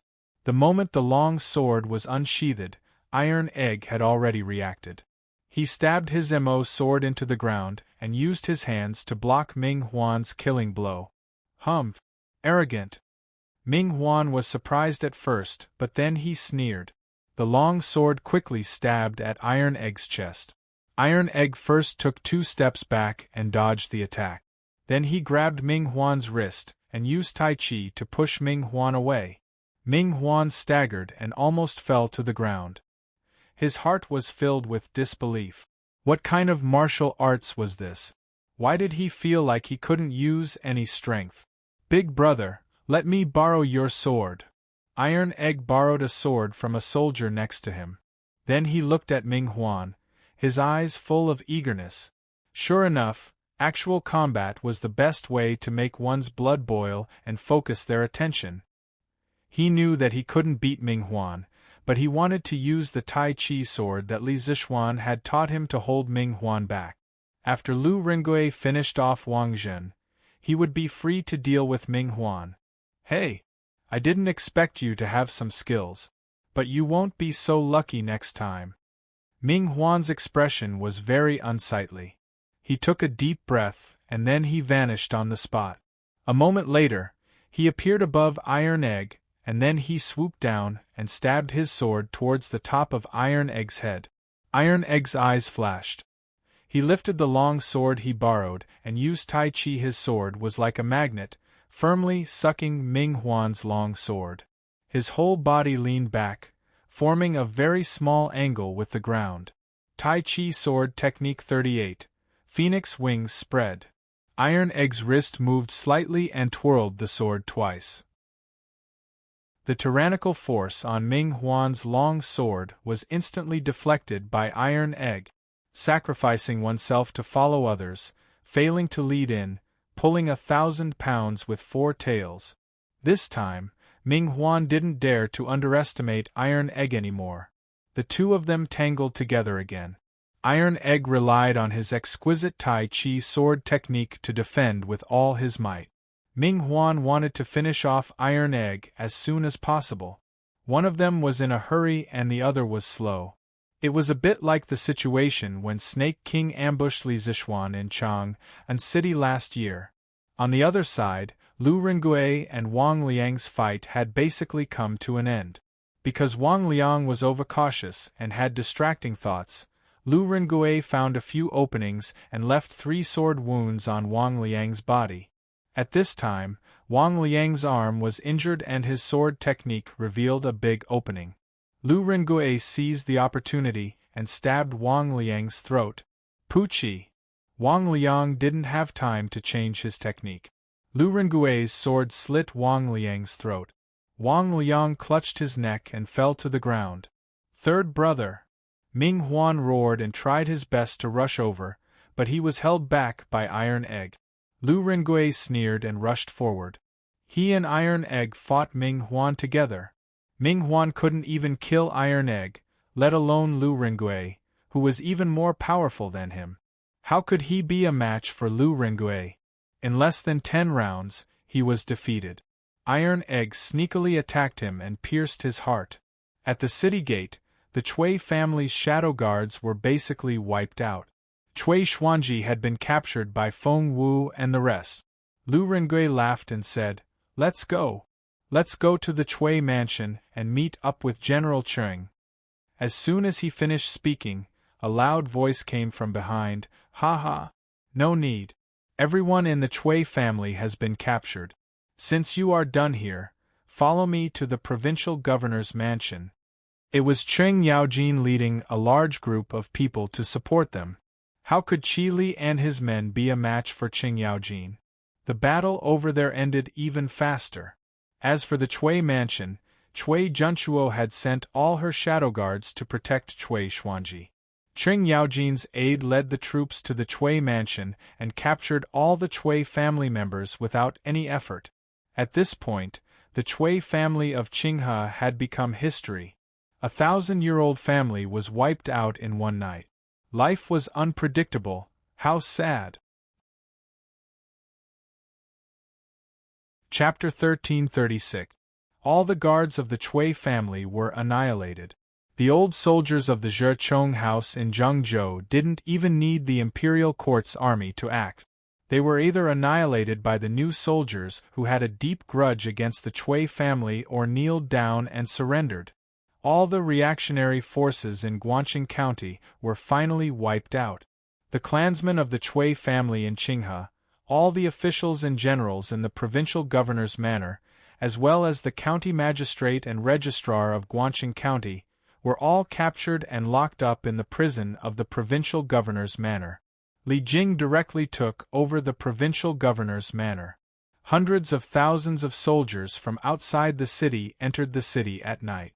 Guangxing County changed hands overnight. Yi Minglei, the position of county magistrate of Guangxing County, will be temporarily taken over by you. Before dawn tomorrow, draft a notice to pacify the people and hand it to Wei Zuoqing for inspection. If there is no mistake, hurry up the printing and post it in the city tomorrow morning. We must let the people see the true face of the Chui family and let them understand that the emperor truly loves the people like his own children. The Chui family is just a hypocritical wolf that wants to kill its master. Although it was already late at night, the provincial governor's manor was still brightly lit. Li Jing sat on the seat of honor and made arrangements for the people after the war. In the early years, he followed Li Er to conquer the north and south. Every time he conquered a city, the first thing he did was to pacify the people. After the chaos there would be great governance. This sentence not only applied to the change of the dynasty, but also to the post-war reconstruction of the city. Those who had just been freed from the chaos of war, their hearts were restless and restless. If they were not pacified in time, once they were instigated by someone, there would be another turmoil. Li Jing had been on the battlefield for a long time. It was because he was very clear about this that he solemnly told Yi Minglei, "Thank you for your trust, head chief. Rest assured, head chief, I know the true colors of the Chui family and what they have done in the past few months. Tomorrow's announcement to pacify the people will definitely allow the people to distinguish between good and evil and return their hearts to the imperial court." Yi Minglei didn't expect that this time he would gain a blessing in disguise and become the acting county magistrate of Guangqing County. Although it was only a temporary position, but if he did it well, there was a high possibility that the word temporary would be removed and he would directly become the official county magistrate. He cupped his hands and left after receiving the order. Now, there were only less than 2 hours before dawn. Yi Minglei estimated that he wouldn't be able to sleep tonight, but what did that matter? Right now, his entire body was filled with enthusiasm. Left Minister Wei, the announcement to pacify the people is of great importance. When the time comes, I'll have to trouble you to check on Yi Minglei. After Yi Minglei left, Li Jing looked at Wei Zheng and cupped his hands. It couldn't be helped. After all, Wei Zheng was the best writer here. Otherwise, Li Jing would definitely not be willing to trouble Wei Zheng, because this old troll often liked to cause trouble. Wei Zheng did not shirk away and readily agreed, "This is my duty. How can it be troublesome? Head chief, you can rest assured." Yi Minglei had stayed with him in the underground tunnel for many days. Strictly speaking, the two of them could be considered friends in adversity. For such a small matter, of course, he wouldn't decline. Li Jing's heart was slightly relieved.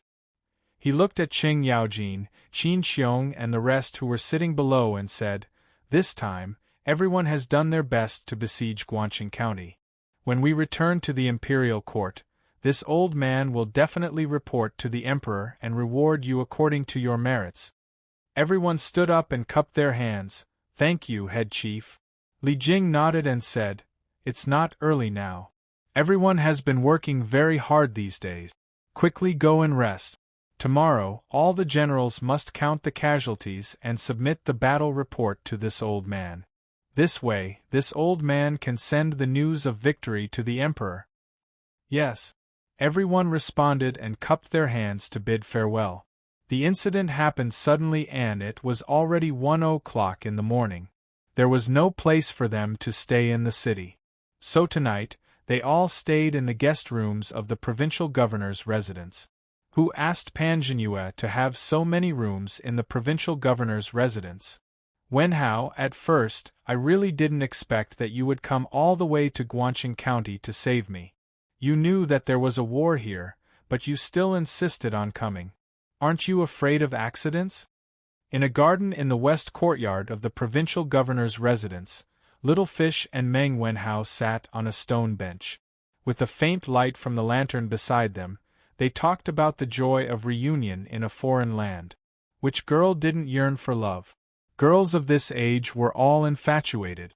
In order to save her, a young man traveled hundreds of miles without any complaints and came to the dangerous battlefield. How could Little Fish not be moved? How could she not be moved? Meng Wenhao smiled and said, Little fish, you are a girl. You are not afraid in the enemy camp. What do I have to be afraid of? Besides, the first person you met in Chang and City was me. If you are in trouble, who will help you if not me? Hearing this, Liu felt warm in her heart. She didn't know why. She had always been open-minded, but at this moment, she didn't know what to say. After a moment of silence, Little Fish raised her head and rebuked. Idiot, I came here to take care of the city, to get rid of violence, and to save Left Minister Wei. As long as I can achieve my goal, even if I die, I think it's worth it. After all, I'm just an insignificant person to everyone. But you are different. You have parents and sister. If you have an accident here, what will they do? Meng Wenhao frowned and said, Who said you are just an insignificant person? Although you don't have parents in Yunshan, there is Yamacho who cares about you. Master's wife loves you. Also, Mr. Ma usually takes care of you. How can you be an insignificant person? After that, Meng Wenhao hesitated for a long time. As if he felt that it was not enough, he added, And I also care about you. So, you are definitely not an insignificant person. In Chang'an, you have friends and elders. When they heard that you had an accident in Guangxing County, everyone was very worried about you. Sometimes, the more ordinary the words, the more touching they were. At this moment, in Little Fish's mind, the scene of Meng Wenhao bravely standing up for her when she encountered bandits in Chang and at the beginning of last year. In less than a year, she, a child without parents, not only established herself in Chang'an, but also made many friends and met many elders who cared about her. Li Zixuan was like her father and brother. In her most difficult time, he took her in and helped her. Ma Zhou was like her teacher. During the time in the editorial department of Datang Daily, she learned a lot of useful things from the talented Ma Zhou. Faubert was like her grandfather, indulging her to do whatever she wanted in the workshop. As for Meng Wenhao, he was her first friend and Zui Hao's best friend. Little fish, what's wrong with you? Why are you crying? Liu was silent for a long time. Meng Wenhao was puzzled. Inadvertently, he caught a glimpse of tears in the corner of Liu's eyes. He quickly went up to her and asked with concern. I'm fine. It's just that a gust of wind blew sand into my eyes. Liu suddenly woke up from her memories. She rubbed her eyes and pretended as if nothing had happened. She said, Wenhao, it's getting late. You've been fighting with the army for the past few days. It's better for you to rest early.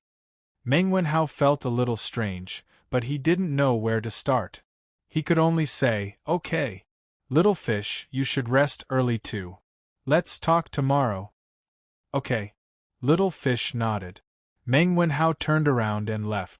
When he was about to reach the corridor under the eaves, Liu suddenly shouted, Meng Wenhao? Meng Wenhao couldn't help but stop in his tracks. He turned around and heard Liu continue, Meeting you is the greatest honor in my life. Thank you for coming to save me. You are Little Fish's best friend for life.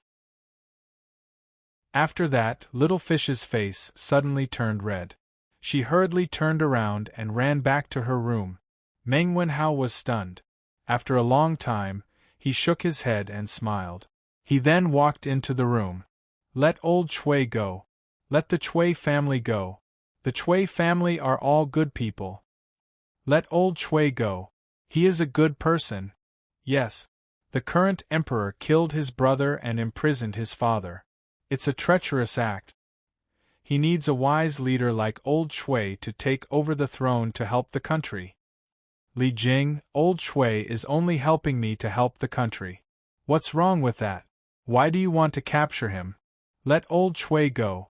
The next day, when the people woke up, they found that Guangxing County had a new master overnight. Most of the people were very happy. After all, when Guangxing County was surrounded 2 days ago, the Chui family had already shown their ugly side.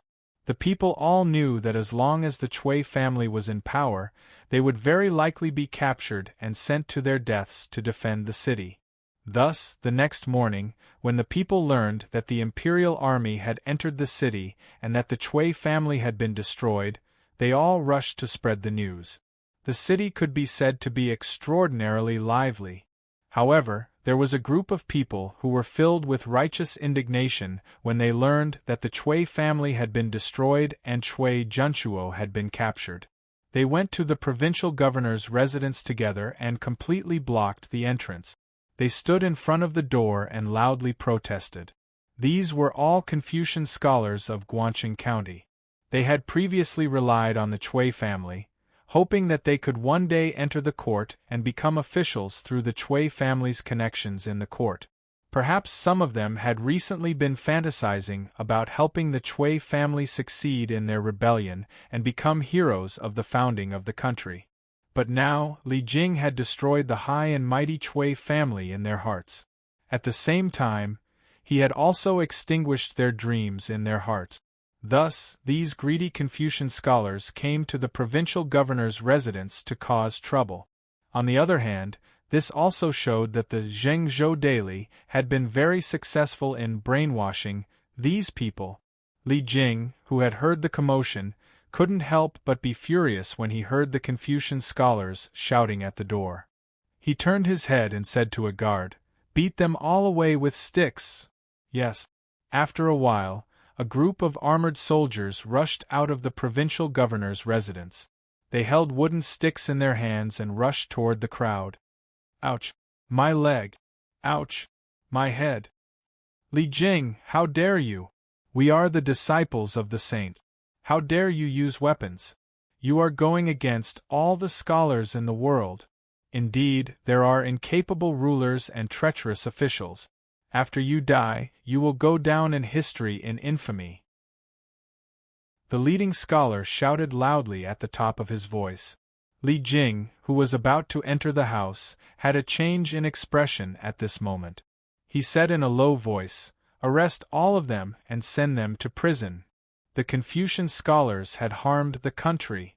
Li Zishuan's engineering was more useful. Li Jing couldn't help but sigh in his heart when he thought of the crucial role Meng Wenhao and the Iron Egg had played in this war, and then looked at these Confucian scholars who couldn't distinguish between good and evil. Chapter 1337.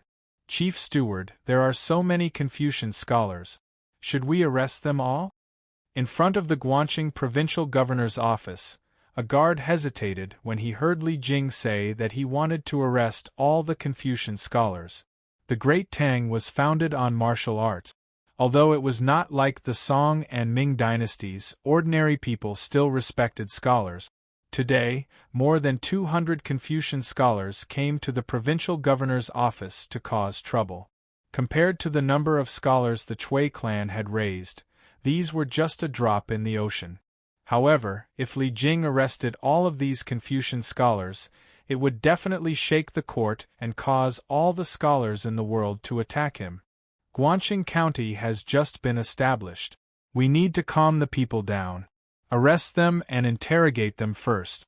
If they are innocent, then let them go. If they are in cahoots with the Chui clan, then no one can save them. So what if they are scholars? Can a scholar violate the law and slander the emperor? Li Jing also felt that this matter was tricky, but for him, the most important thing was to calm the people of Guangxing County. Yes, Chief Steward. The guard cupped his fists and walked to the door. He ordered loudly, "Arrest all these audacious students who slander the emperor and throw them all into prison." "You dare? We are the disciples of the saint. We read the books of the saints." A hint of panic flashed in the eyes of the leading scholar. Then, he put on a fierce front. Disciples of the saints? You think you are worthy? The benevolence, righteousness, propriety, wisdom, and faith of the saints? What have you learned? The saints told you to be loyal to the emperor and love the country. Is this what you did?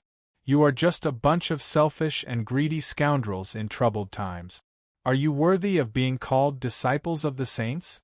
You are simply ruining the reputation of Confucius. Take them away. At this moment, An old man walked out of the provincial governor's office and scolded the group of Confucian scholars. "This is Minister Wei?" A Confucian scholar recognized the old man. Who else could this old man be but Wei Zheng? Since the beginning of this year, Wei Zheng had been sent to Hunan province to clean up the government. He had appeared in public many times, so it was not surprising that someone recognized him. When the leading scholar saw that it was Wei Zheng, his face immediately paled. When it came to generals like Li Jing, he could use his glib tongue to accuse Li Jing, but when it came to Wei Zheng, who made a career out of scolding, he was truly terrified. After all, the person in front of him was a super ruthless person who dared to scold Second Emperor Li in front of him. Who could be compared to him? You can't differentiate between good and evil, loyalty and treachery. You've read the books of the sages in vain. Today you even came to the provincial governor's office to mislead the people with your lies, with the intention of inciting the common people to rebel with you. This old man will definitely report this to His Majesty and strip you of your academic status, so that you will never be able to participate in the imperial examinations. The more Wei Jing spoke, the angrier he became. His last sentence scared the group of Confucian scholars quite a bit. "Wei Zhuqing, please calm down. Please don't take away the student status. We were all bewitched by Shui Guangwen and came here to cause trouble." "Yeah. Left Minister Wei, please calm down. We were all bewitched by Shui Guangwen. I beg Wei Zhuqing not to deprive us of our academic status.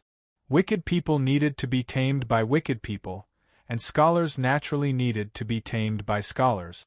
Wei Zheng had also read the books of the sages, so he knew what these Confucian scholars cared about the most. He immediately grasped their sore spot, and the group of Confucian scholars began to beg for mercy. The leading Confucian scholar roared in exasperation, "Stop! Nonsense! You are all talking nonsense. You came willingly. What does it have to do with me, Shui Guangwen?" Li Jing frowned and said, "Take this Shui Guangwen down and properly interrogate him about his relationship with the Chui family." "Yes." Immediately, two wolf-like soldiers lifted Shui Guangwen up. Chief Steward, although the rest of the Confucian scholars were bewitched, this shows that they can't distinguish right from wrong and should be punished. Why don't we also capture them and lock them up for a few days as punishment? I will report this to His Majesty. Wei Zheng looked at the rest of the Confucian scholars and frowned, then suggested to Li Jing.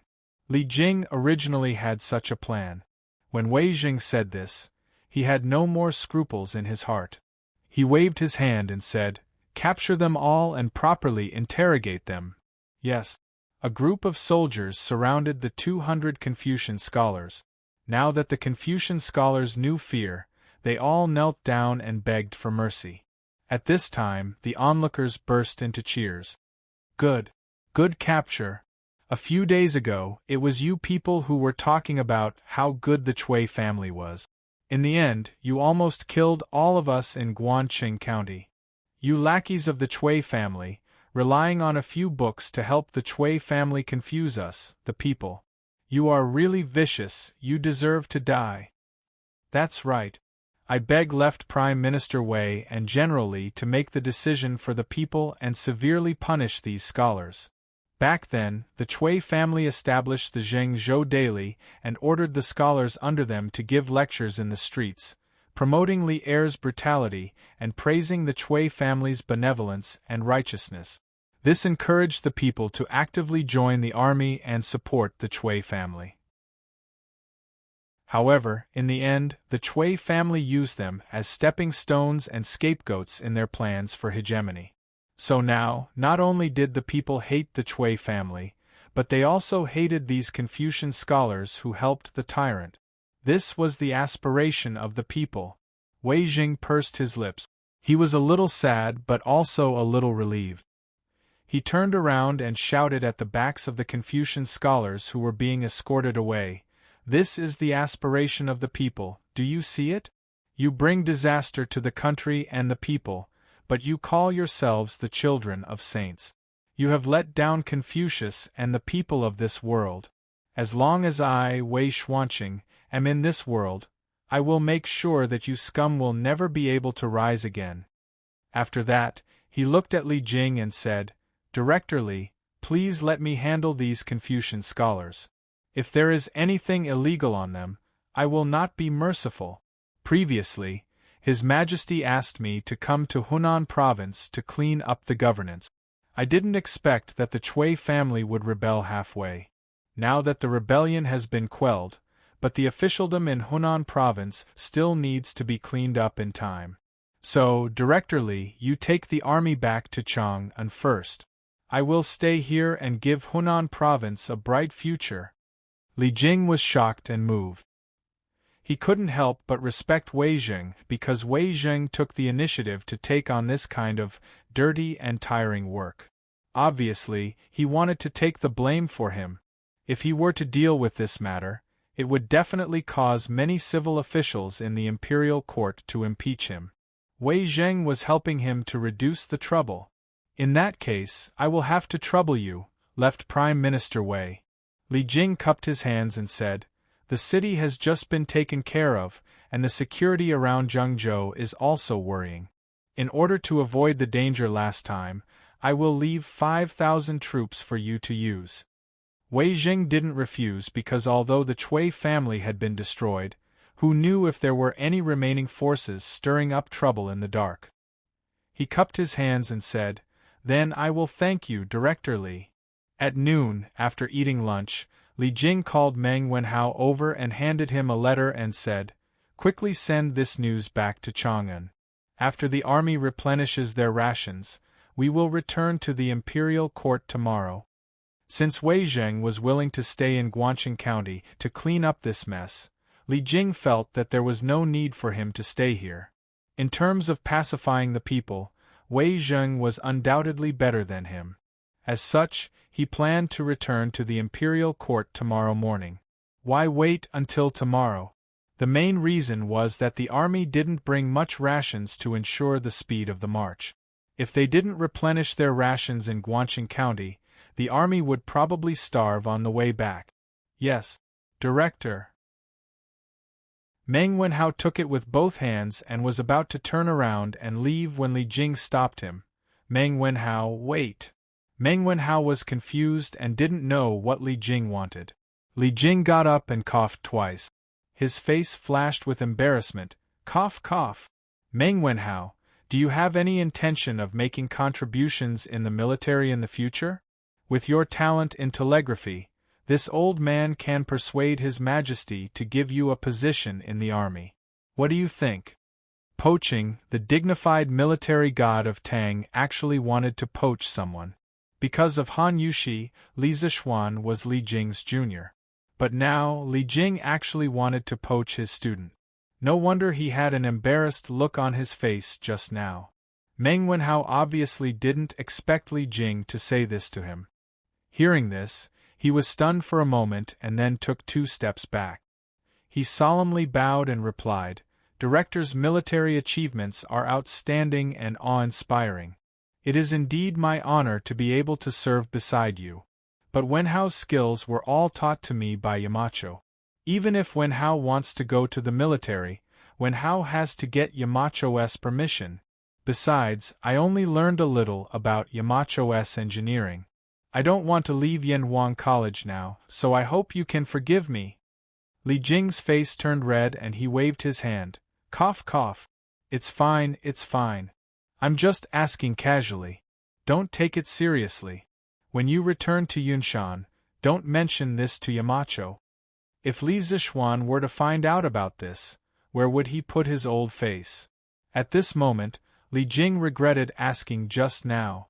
Meng Wenhao couldn't help but laugh in his heart. He didn't expect the invincible military god of Tang, Li Jing, to have such a moment. How rare. "Don't worry, Director. I didn't hear anything just now. But I have something to say. I don't know if it's appropriate?" Meng Wenhao cupped his hands and said. Li Jing raised his eyebrows and said, "Oh? Wenhao, go ahead." Meng Wenhao said, It's actually not difficult for director to use telegraphy in the military on a large scale. Yamacho promotes engineering so that the students of the academy can apply what they have learned. Yamacho will definitely be very willing to lend you a hand in this matter. Li Jing's eyes lit up. Indeed, it was better to go directly to Li Zishuan, the head of engineering, than to poach people behind their backs. Meng Wenhao saw that Li Jing was silent and deep in thought, so he quietly left. Father, Guancheng has been victorious. Director Li sent a telegram saying that the head of the Cui family, Cui Junchuo, and the governor of Zhengzhou, Pan Zhenyue, have been executed. The army will return tomorrow. In Chang'an City, Li Tai had just finished his lunch when Li Er rushed over and reported. Oh? Guancheng County has been conquered so quickly? Quick, let me have a look. Li Er was so surprised that he couldn't close his mouth. 2 days ago, he was still worried about how to conquer Guancheng. Today, he received news that Guancheng had been conquered, which really surprised him. Li Tai quickly handed the telegram over. As they weren't in a hurry to march this time, there was plenty of time to send the telegram. Therefore, this telegram described the process of conquering Guancheng County in detail. Li Er read it for a full 15 minutes before he finally finished reading it. He couldn't help but sigh, good. We didn't hurt the innocent people, and our soldiers didn't suffer too many casualties. This plan of cooperation from the inside and the outside was well done. Lu Rengui? This person is also a talent. He is brave and resourceful. The governor of Bian province sent him to manage the city. It was the right choice. If it weren't for him, Wei Xuanqing would have met with misfortune this time. This Li Yu can actually stay calm in a dangerous situation and help the army communicate with each other. When Shi and Yi Fashion went to Guancheng County, I was worried that they would ruin my plans, but I didn't expect that in the end, she would become a key figure in the entire war. And this Meng Wenhao and Iron Egg, they all contributed greatly to this war. The people around Li Zishuan are really extraordinary. I'm not in Jianghu, but Jianghu is full of legends about me. Now, there is one person who didn't personally go to the battlefield, but the outcome of the war was reversed because of him. This person was Li Zishuan. Whether it was Yi Fashion and Li Yu working together to secretly visit Guancheng, Meng Wenhao and Iron Egg following the army, or Lu Rengui's successful plan of cooperation from the inside and outside, behind all of these, there was more or less Li Zishuan's shadow. Father, now that Guancheng has been broken, and Chief Steward Li has returned to the capital, there shouldn't be any military matters that need to be communicated by telegram. Therefore, I plan to return to Yanwang College this afternoon. I hope that Father will allow it. Li Tai cupped his hands and said. To be honest, he was really not used to leaving the academy for so many days. Now that the war was over, he naturally wanted to return to Yunshan as soon as possible. Li Er was stunned and said unhappily, You child, are you so unwilling to accompany father and mother? I don't dare. I just saw the importance of engineering in the Tang Empire from this war. I want to learn it as soon as possible so that I can help father build the country and conquer the world in the future. Li Tai quickly came up with a reason to shut Li Er's mouth. Li Er heard this and said happily, Ha ha! Good. You are indeed my good son. Then you can go. The next day, in the east of Guancheng County, after the 3 armies were assembled, Li Jing gave the order and the army set off. Tens of thousands of soldiers moved in order and returned to the capital. Farewell, General Li. General, have a safe journey. Unexpectedly, the people of Guancheng County were waiting on the road that the army had to pass through early in the morning. Both sides of the street were filled with people who heard the news and rushed over. When the army passed by, countless people shouted loudly. Now, the people understood that the Cui family was only using them in the past, not for their own good. If Li Jing didn't lead the army to Guancheng County, the people of Guancheng County might have lost their lives for Cui Junchuo's personal ambition. It was Li Jing's army that saved them. Of course, they would be grateful from the bottom of their hearts. Wen Hao, looking at these people, I now feel that the risks I took in the past half a month were worth it. Otherwise, there would definitely be many children who lost their parents because of the war and become orphans like me. Little Yu rode on the horse and walked side by side with Meng Wenhao. Hearing the shouts of the people on both sides of the road, she couldn't help but sigh. Meng Wenhao thought for a while and said, I also feel that everything I did was worth it. Not only did I save you, but I also saved these people. The Yamacho taught us to have a heart for the world and a life for the people. I did it. Chapter 1338. Husband, I'm back. Lantian County, Yunshan Residence. Han Yushi pushed open the door and entered. She saw Li Zixuan, who had just finished practicing his swordsmanship in the front yard, and said with a smile, How did my wife come back so quickly today? Li Zixuan took the handkerchief from Xiao He and wiped the sweat on his forehead. He was full of curiosity. Because Yi Fashion was in Guanqing, Han Yushi had been going to the residence next door early in the morning to chat with old Madame Yi and old Madame Yi. The main reason was that she was afraid that the old madam would be too worried and get a mental illness over time. Haha. Husband, aren't you asking the obvious? Yesterday, you told grandmother that Guanqing had fallen and that Fa Shan and the others had been rescued. Grandmother's mood instantly improved.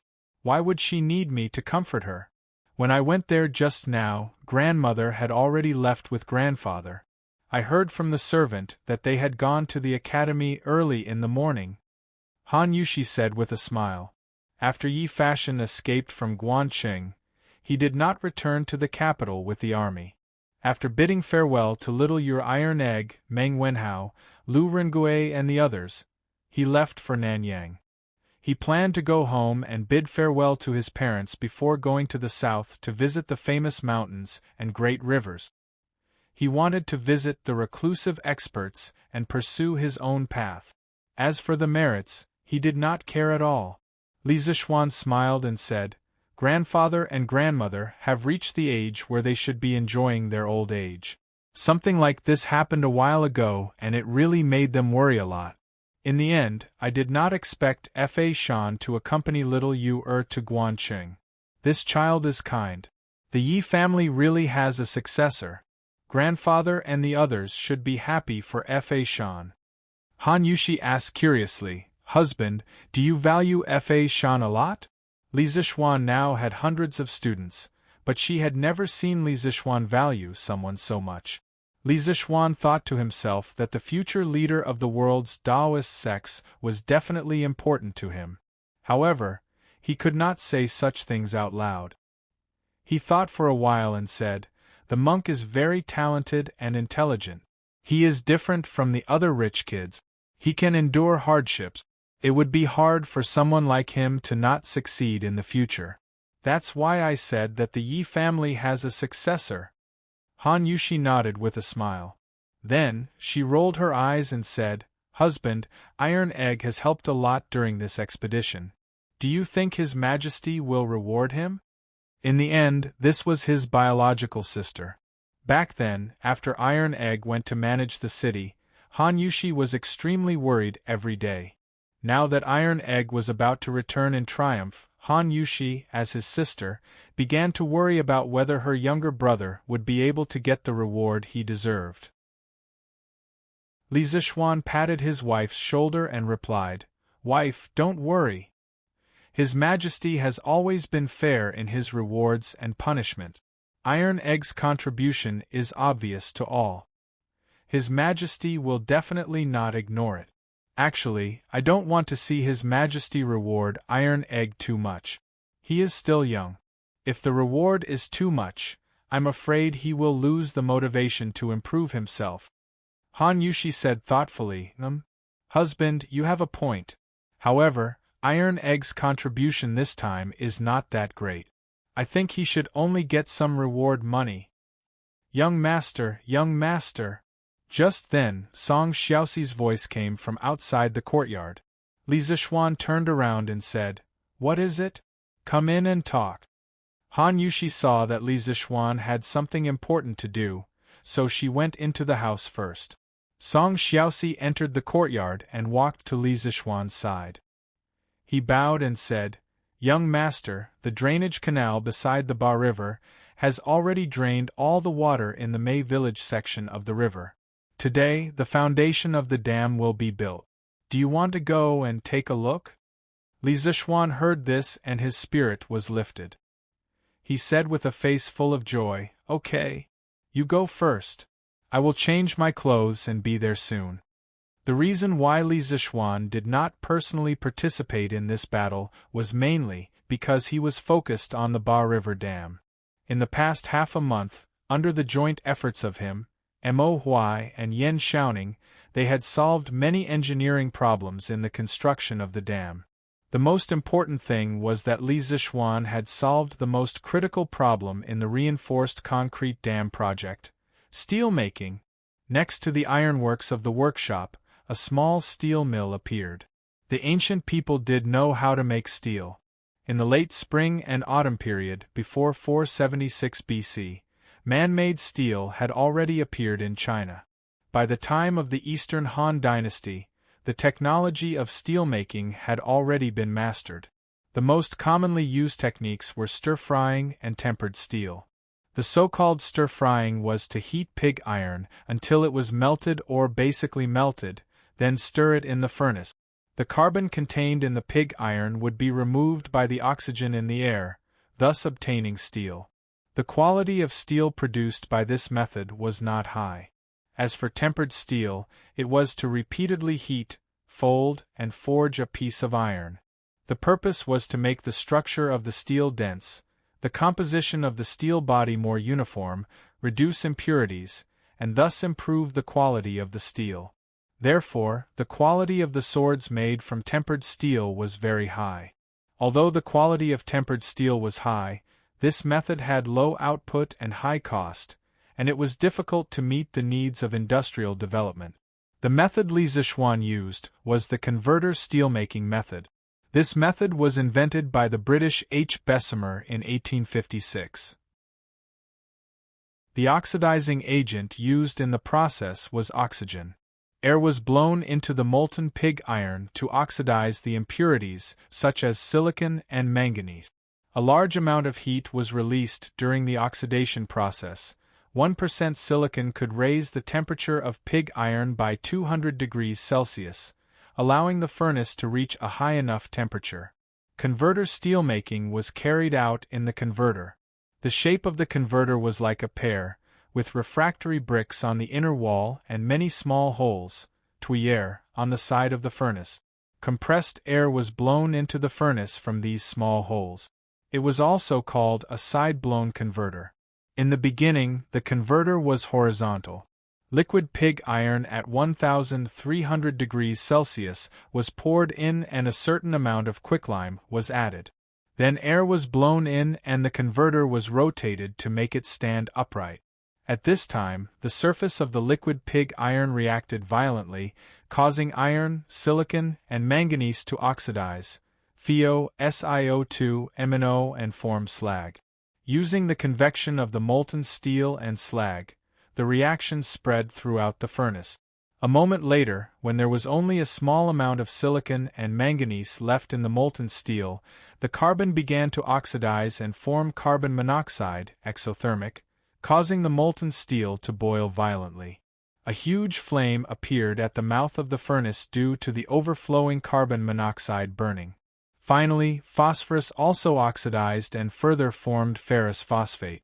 Ferrous phosphate then reacted with quicklime to form stable calcium phosphate and calcium sulfide, which together became slag. When the phosphorus and sulfur gradually decreased, the flame subsided, and brown iron oxide appeared at the mouth of the furnace, indicating that the steel had been refined. The steel produced by this method, whether in terms of output or quality, was superior to the stir-frying method and the 100-tempered steel method. When Mo Huai saw the large amount of high-quality steel produced at the mouth of the converter, he exclaimed in disbelief. It must be known that the Mo family was not only proficient in construction, but also in steel-making and sword-making. In the end, he discovered that Li Zishuan, who was not a member of the Mo family, actually had such heaven-defying steel-making skills. Mo Huai could not help but be even more convinced of Li Zishuan because of this.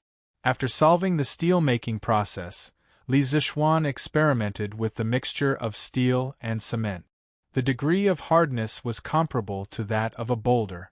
It was precisely because he solved these basic problems that he was able to build the foundation of the dam today. After changing out of his training clothes, Li Zishuan wore a white scholar's robe and came to the bank of the Ba River. From afar, he could see the black mass of workers on both sides of the river. In order to speed up the progress of the project, Li Zishuan used the tactic of overwhelming the workers, just like the last time when he built Yanhuang College. He recruited more than 10,000 craftsmen and commoners. Basically, all the young and strong people in Lantian County were recruited. This was a classic example of not having enough time, so he made up for it with numbers. After all, he had money. Yamacho, you're here. Mo Huai's eyes were sharp. After discovering Li Zishuan's arrival, he hurriedly came up to greet him. Mr. Mo, I heard that the dam is going to build its foundation today, so I came to take a look. Li Zishuan smiled and looked at the Ba River in front of him.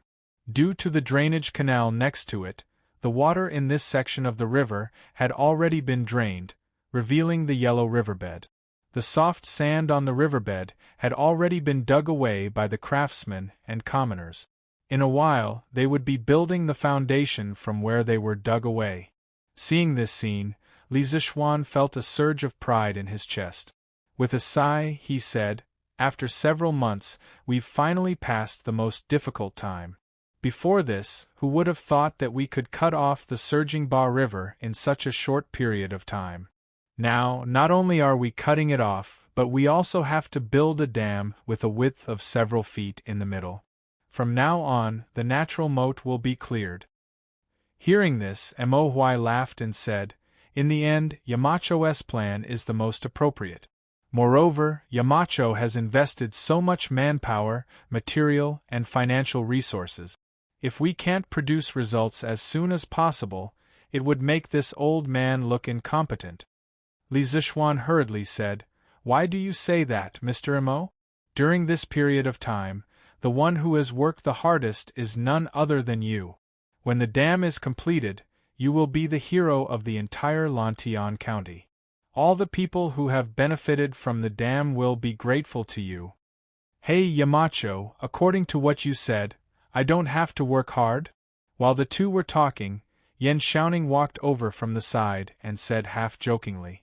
He and Li Zishuan were very good friends, but because he was also on duty at Yanhuang College, when there were people from the college present, he would usually call Li Zishuan Yamacho and not directly call him by his name.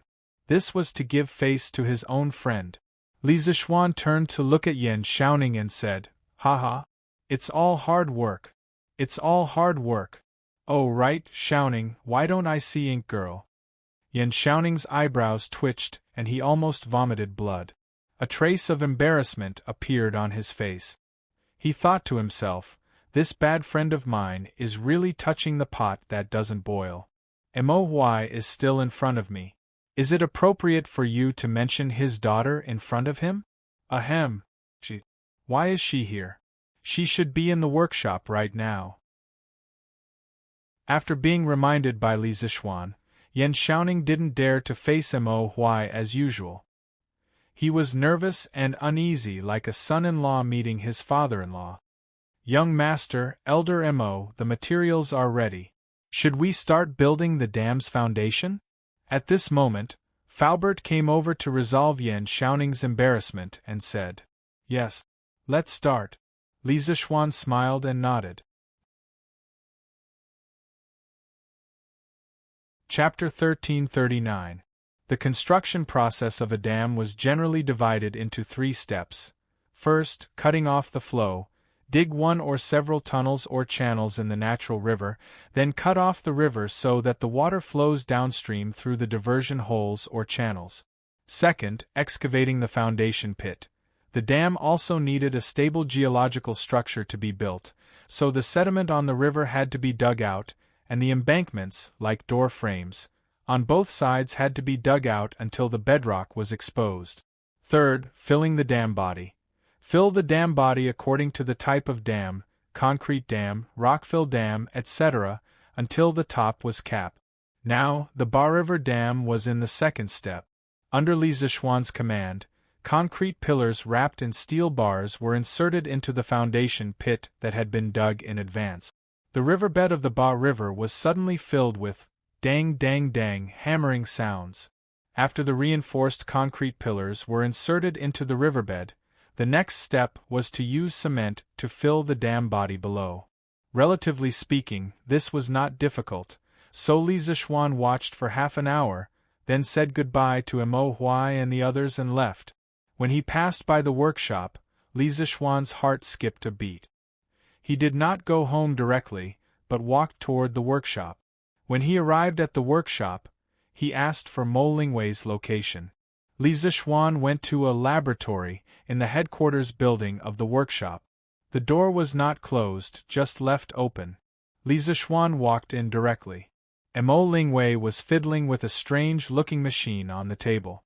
The top of the machine was a cylinder with many rotating mechanisms in the middle. Below the rotating mechanism was another cylinder, and below the cylinder was a square table. There was a square hole in the middle of the table, and a spring clamp was fixed on both sides of the hole. From the appearance, it was basically a beggar's version of a modern microscope. He just did not know how good the image quality was. Li Zixuan didn't expect this girl to be so capable and efficient in getting things done. The fine-tuning parts of the microscope were all fine-tuned with screws. The workshop didn't have a machine tool yet, so they couldn't process the screws in batches. The screws used in the microscope were all processed by hand. Therefore, this microscope was definitely one of a kind in the world. Even Mo Lingwei herself could not make a microscope that was exactly the same as this one. This also meant that although one microscope had been manufactured, it could not be mass-produced. Li Zixuan looked at the microscope on the table and couldn't help but ask, "Ink Girl made a microscope?" Ah! Mo Lingwei was focused on adjusting the microscope when she suddenly heard the sound behind her. She screamed and was almost scared to death. "Ah, Yamacho, you, why don't you make any sound when you walk? Also, why didn't you knock? You scared me to death." Mo Lingwei turned around and saw that the person who spoke was Li Zixuan. She rolled her eyes and blamed him.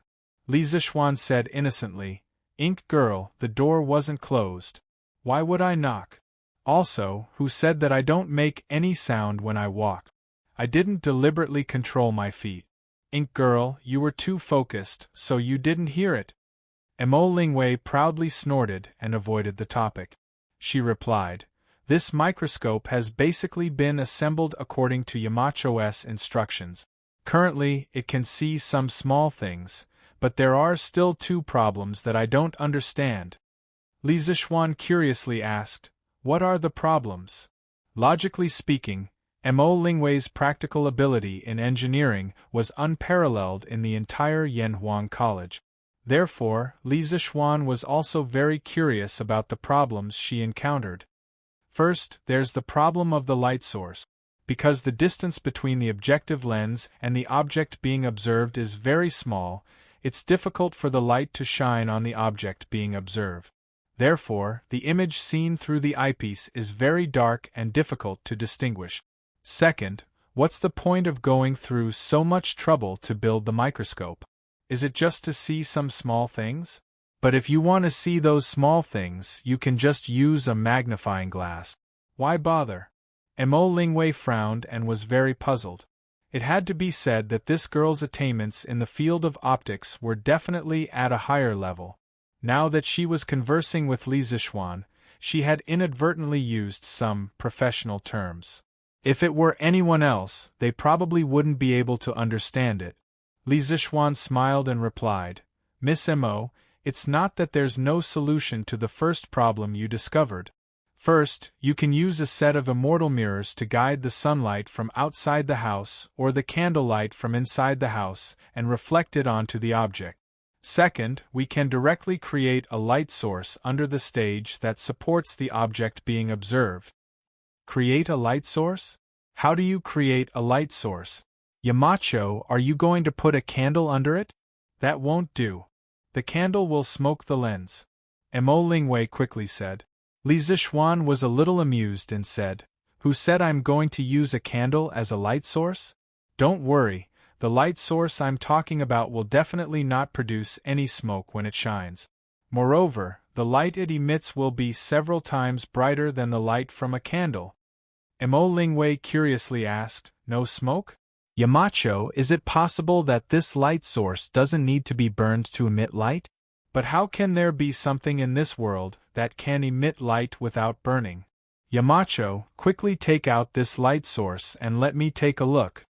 At this moment, Mo Lingwei's interest in Li Zixuan's light source was far greater than the microscope itself. Li Zixuan touched his nose and coughed dryly. Ahem? Ink Girl, this light source hasn't been made yet, so you should use the first method I mentioned. The light source he was talking about was actually a light bulb. Although he couldn't get the key material for light bulbs, tungsten wire, he could use other materials to replace it, such as carbonized bamboo wire. In 1854, Henry Goebbels used a piece of carbonized bamboo wire and placed it under a vacuum glass bottle to emit light. Today, his invention seemed to be the first practical incandescent light bulb. The light bulb he tested at that time could last for 400 hours. Later, Edison used tungsten wire to make incandescent light bulbs, which could only last for about 1,000 hours. Therefore, before finding tungsten metal, using carbonized bamboo wire to replace tungsten wire was a very good choice. Mo Lingwei listened to Li Zixuan bragging about this light source for so long, but in the end he said, It hasn't been made yet. Even though she usually respected Li Zixuan very much, she couldn't help but roll her eyes at Li Zixuan. If it was someone else, she would probably have directly scolded, If you haven't made it yet, why are you talking to me? Yamacho, what about the second question? Mo Lingwei took a deep breath. She resisted the urge to scold him and said. Li Zixuan smiled a little awkwardly and said, As for the second question, actually, I asked Ink Girl to make a microscope to observe smaller objects. It's hard to see clearly with just a magnifying glass. Mo Lingwei was puzzled. Smaller objects? What are they? Could it be a molecule or an atom? In Yenhuang College's physics and chemistry textbooks, there were only introductions about molecules and atoms. Therefore, it wasn't strange that Mo Lingwei knew about molecules and atoms. But this girl really dared to say that she wanted to use a microscope to observe atoms. This requirement was too high. First, it had to be clear that the size of atoms was around 0.1 nanometers, nm. A normal optical microscope's wavelength distribution was between 400 and 700 nanometers, which was limited by the diffraction limit. The optical microscope's resolution limit was only a few hundred nm. Therefore, if one wanted to use a microscope to observe atoms, they had to use a super-resolution electron microscope. With Tang Dynasty's current industrial foundation, let alone a decade, even if Tang Dynasty was given 100 years, its technology wouldn't be able to reach that level. Ink Girl, you're joking. I'm talking about smaller objects, not atoms. Oh, right, Ink Girl, have you calculated the magnification of this microscope? Li Zixuan suddenly thought of a very important question, so he asked. Mo Lingwei thought for a moment and replied, I've roughly calculated that this microscope's magnification is about 400 times. Li Zixuan heard this and nodded in satisfaction. In his previous life, Levin Hooker made the world's first super magnification microscope, which had a magnification of 270 times. Mo Lingwei's microscope had completely surpassed Leeuwenhoek's by 270 times. Haha. Very good. For 100 times it should be barely usable. Li Zichuan laughed and then pretended to be mysterious. Ink girl, follow my previous method and improve the microscope. When the time comes, I'll show you something good.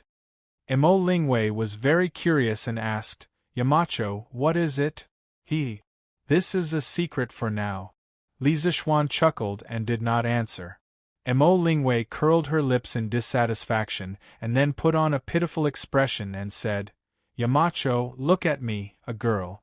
I don't study etiquette, but I work for you in the workshop every day and don't even receive a salary from you. Do you think it's easy for me?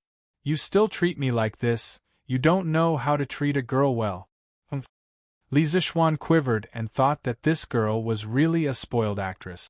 He guessed that only Yan Xiaoning could tame her. He quickly waved his hand and said, Ahem, Ink girl, about what I'm going to show you in a few days. It's useless to say it now because I haven't made it yet. However, you did play a big part in making this microscope, but I'm not a stingy person. When the time comes, I'll give you some benefits and you'll definitely be satisfied. Mo Lingwei's eyes lit up and she immediately became spirited. She quickly asked, What benefits? Yamacho, hurry up and tell me. Li Zichuan chuckled and said, The benefits are that I'll be your matchmaker with Yan Xiaoning. How about it? How's this benefit? Mo Lingwei blushed and said angrily, Who wants to marry him? Yamacho, when are you going to be our matchmaker?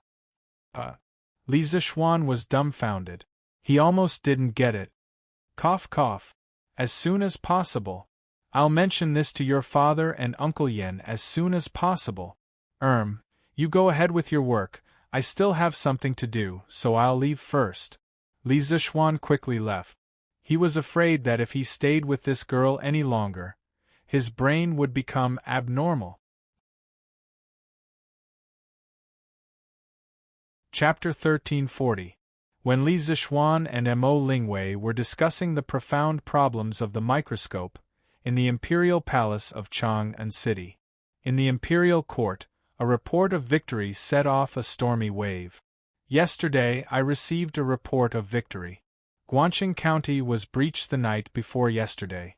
Li Jing and Lu Rengui, the Bianzhou commandant who was hiding in Guangqing County, worked together from inside and outside.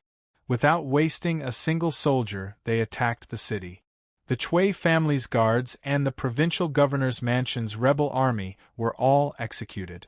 The direct descendants of the Chui family of Qinghe, the Jing family of Xinjiang, and the Chui family of Bowling, as well as the provincial governor of Zhengzhou, Chui Quan, and the related criminals of the Guangqing County will all be escorted back to the capital.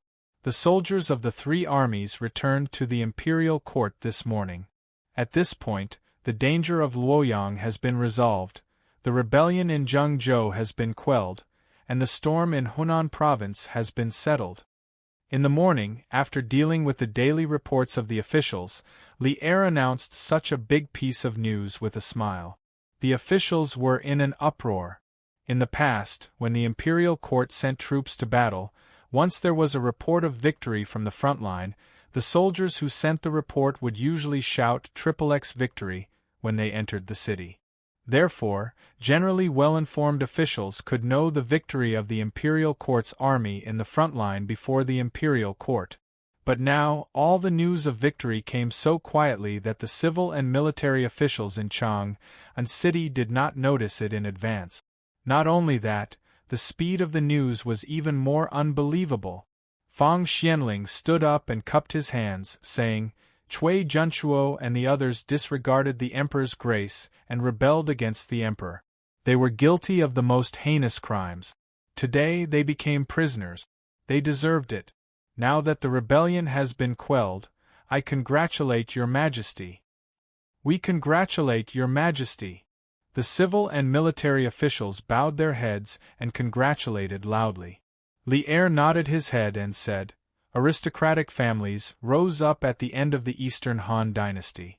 In the previous dynasty, they formed the 7 big families led by the Chui family of Bowling. However, Qinghe Chui, Xingyang Zheng, and Bowling Chui are going against the heavens and causing chaos. They are no longer worthy of enjoying the glory of a 1,000-year-old aristocratic family. As such, I want to rewrite the annals of the ancient clans and remove these 3 families from the list. This matter will be handed over to you, Minister Fong. As long as you have the need, the officials in the imperial court will be under your command. In addition, in recent years, those aristocratic families and big clans have been selling their daughters for marriage. Every time a girl marries into another clan, they will ask for a large amount of money as a betrothal gift. They will make a deal based on the number of betrothal gifts. I hope that the revised clan annals can completely get rid of such bad habits. The officials were stunned. They were all at a loss for what to do with Li Er's combination of punches. Clans, as the saying goes, officials have descendants, and there are officials in the pedigree, that is, aristocratic families. Since Chow Pai implemented the 9-rank system, the official election system was controlled by aristocratic families and big clans. They selected officials completely based on the level of family prestige. In layman's terms, if your ancestor was a high-ranking official, then you can definitely become an official. If your ancestor was a pauper, even if you were a genius, please stand aside. This way of selecting officials, in the Wei, Jin, and Northern and Southern dynasties, caused a situation where there were no poor families in the upper class and no clan in the lower class. At the same time, in terms of marriage, aristocratic families also thought highly of themselves and never intermarried with poor families. It could be said that family status had completely become the standard to judge a person's moral level and marriage. Under such a situation, the study of genealogy came into being. The aristocratic families all compiled genealogies for themselves and evaluated their family prestige in various places. Moreover, this practice was protected by the government at that time. After more than 200 years of the Wei, Jin, and Northern and Southern dynasties, the aristocratic family's power had been severely weakened by the Sui dynasty. They were no longer as glorious as before. Emperor I of the Sui dynasty, Yang Jian, abolished the 9-rank system and created the imperial examination system. Moreover, after experiencing the turmoil at the end of the Sui dynasty, the aristocratic families suffered a serious blow. However, in the Tang dynasty, the Shandong aristocratic families led by Cui, Lu, Zheng, Li, and Wang were deeply rooted and still had a certain amount of power even though they had been attacked by the Peasant War. Many ministers in the imperial court fought to marry the Shandong aristocratic families, and the Shandong aristocratic families still maintained their aloof social status. In the common people, the Chui family's reputation and status far exceeded that of the royal family. This was something that Li Er could not tolerate. Now that he had the prestige of pacifying the 3 aristocratic families, Li Er decided to revise the clan annals and reconfirm the Longxi Li family's aloof status in the world. Who would dare to disagree? Sometimes, although the butterfly effect could change the direction of the wheel of history, some historical events would still happen. It was just that the events were brought forward. According to the official records, in the 6th year of Zhenguan, Li Er and Fang Xianling had a long conversation. During this conversation, the topic of marriage customs at that time was mentioned. They believed that the drawbacks of the clan selling marriage were prominent and harmful to the customs of the people. The imperial court should start to reform. This long conversation between the emperor and his minister opened the prelude to revising the clan annals. Immediately after, Li Shimin gave specific instructions. He ordered the officials of the imperial court to search for the clan records in the world. Based on the relevant records of the existing historical materials, he would examine the authenticity of them, praise the loyal and virtuous, and demote the traitors. This was a huge project. With the emperor's order, the group of talents around Li Shimin began to move actively. Those who participated in the revising of the clan annals included Wei Jing, Fang Xianling, Gao Shilian, Wei Ting, Sun Wenwen, Ling Hu Defen, Yu Shinan, and the others. In the 12th year of Jingguan, the clan annals had been completed. 293 surnames, 1,651 families, had basically followed Li Er's instructions. The royal family was the leader, followed by the relatives, and Bo Ling Tsue was demoted to the 3rd class. However, at that time, the people did not recognize Li Er's new revision of the clan annals. The status of the nobles in Shandong was still higher than the royal family. Now, Li Er had started the work of revising the clan annals in advance. The final result was very likely to be different from the original result in history. This old subject will follow the imperial edict and do my best to rewrite the clan annals. After hearing Li Er's order, Fang Xianling was stunned for a long time. When he reacted, he hurriedly stepped forward and bowed. The removal of 2 surnames and 3 sects meant that from today onwards, there were only 3 surnames and 4 views in the world. Moreover, it was the 3 surnames and 4 views led by the Li royal family. Such a major event would definitely shake the world. The hearts of the officials trembled. Li Er had only ascended the throne for 2 years, yet he was already able to have such political and martial arts skills. Those officials who still wanted to climb up the ranks of the aristocratic families had no choice but to think carefully in their hearts.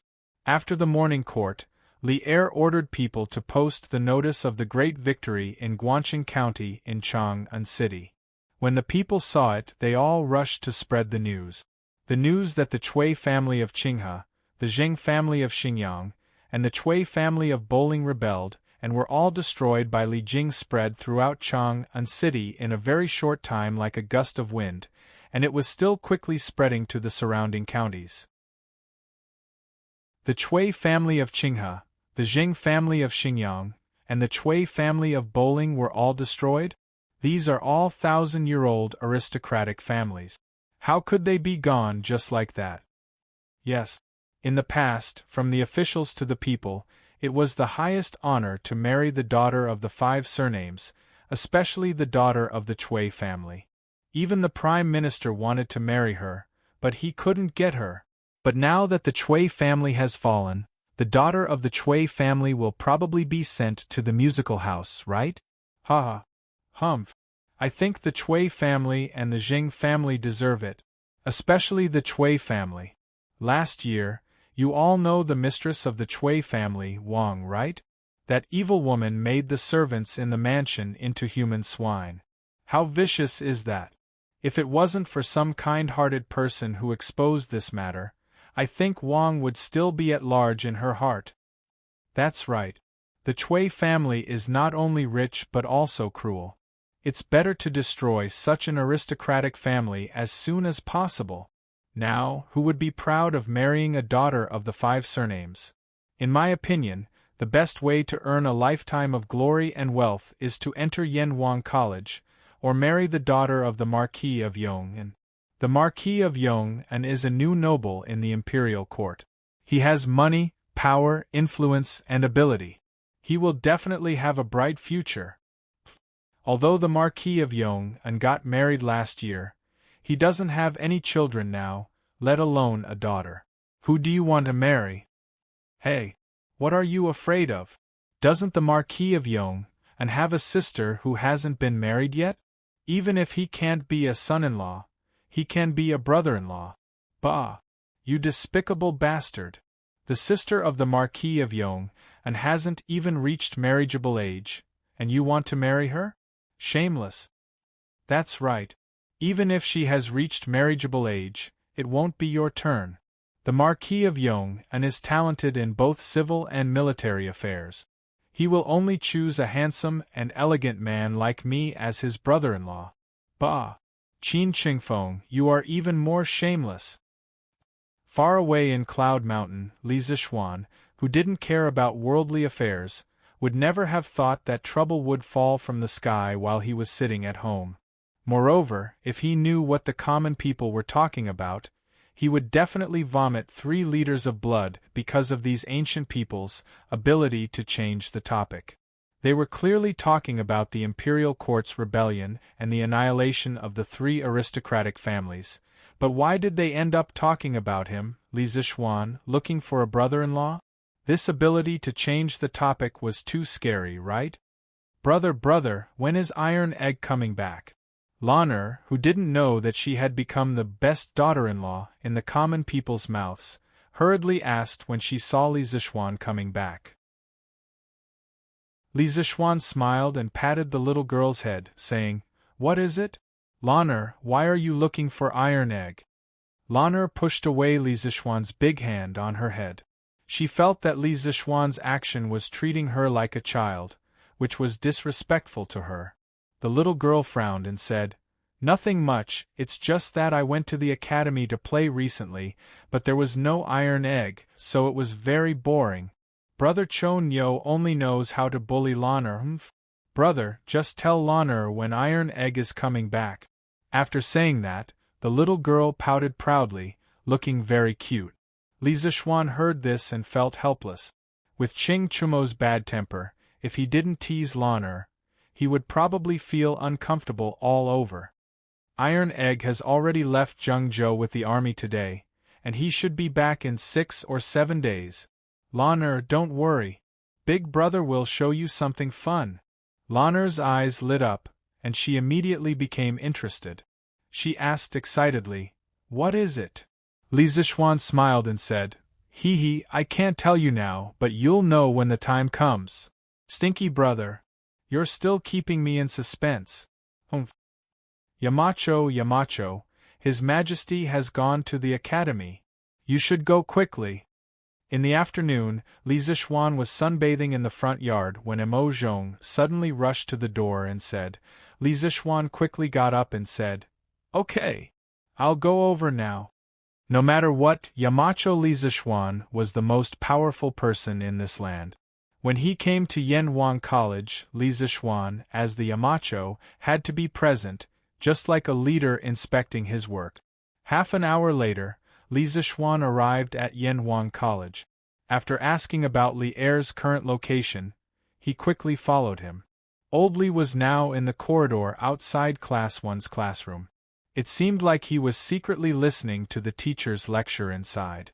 Li Zixuan was just about to bow when Li Er waved his hand to stop him, as if he had eyes behind his head.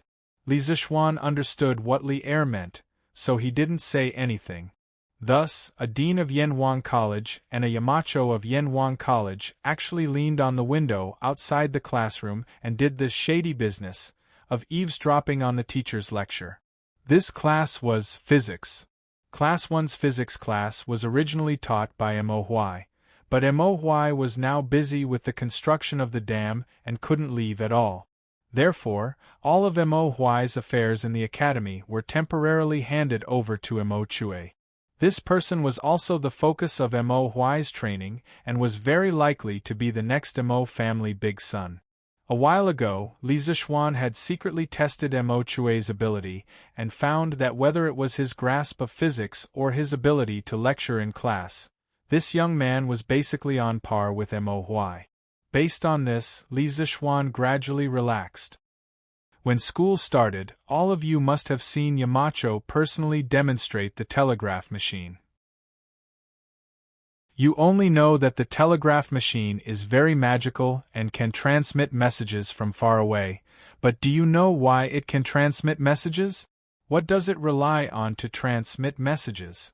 Before you understand this, you must first understand a phenomenon, electromagnetism. Yes, you didn't hear wrong, electromagnetism. First of all, you should have seen magnets before. Yamacho's compass used the magnetic needle under the effect of the Earth's magnetic field. The magnetic needle's south pole points to the north pole of the Earth's magnetic field to achieve the function of indicating direction. This is called magnetism. As for electricity, Yamacho's telegraph machine previously relied on electricity to drive it. Electricity and magnetism are two different things, but who would have thought that the two can be converted to each other under special conditions? Well, not only did you not think of it, but I also didn't understand it. But Yamacho thought of it. To be honest, sometimes I'm also very curious about how Yamacho's brain can store so many novel things. Just a bit of the knowledge in his brain is probably something that others can study for a lifetime without being able to understand. Okay, back to the topic. In this lesson, I'll show you how electricity can be converted into magnetic fields. The current teaching progress of the Academy had reached the electromagnetism section. Emochue stood on the podium and spoke with fervor and assurance. He did not notice the two big bosses eavesdropping outside the window. His lecture was serious and not humorous, and it was very attractive to listen to. Come with me. After some time, Li Zixuan was already immersed in the content of Emochue's lecture. Li Er, who was beside him, said in a low voice, "Yes, Your Majesty." Chapter 1341. Marquis Yong, and, if I didn't hear wrongly, that Mr. was explaining the principles of the telegraph to the students? Arriving at the conference room on the first floor of Guanghua Building, Li Er gestured for Li Zixuan to close the door. Then, he looked at Li Zixuan and asked. Li Zixuan didn't know what Li Er meant by this question, but he still replied truthfully, "Your Majesty, what Mr. Emo said before was only the most basic theoretical knowledge used in the telegraph." The most basic knowledge? What's wrong with the most basic knowledge? If these most basic knowledge were to be learned by foreigners, wouldn't they also be able to create the telegraph? Li Er mercilessly interrupted Li Zixuan's words. His face was gloomy as he said, "I let you establish Yanhuang College to open the minds of the people and promote engineering. I didn't let you leak the military secrets of the Tang Empire. The telegraph is the highest military secret of the Tang Empire, but you so easily revealed its principles to the public. Have you considered the consequences?" This time, the imperial court sent troops to Zhengzhou. Before Cui Junchuo attacked Luoyang, they completed the encirclement of Guangxing County in time.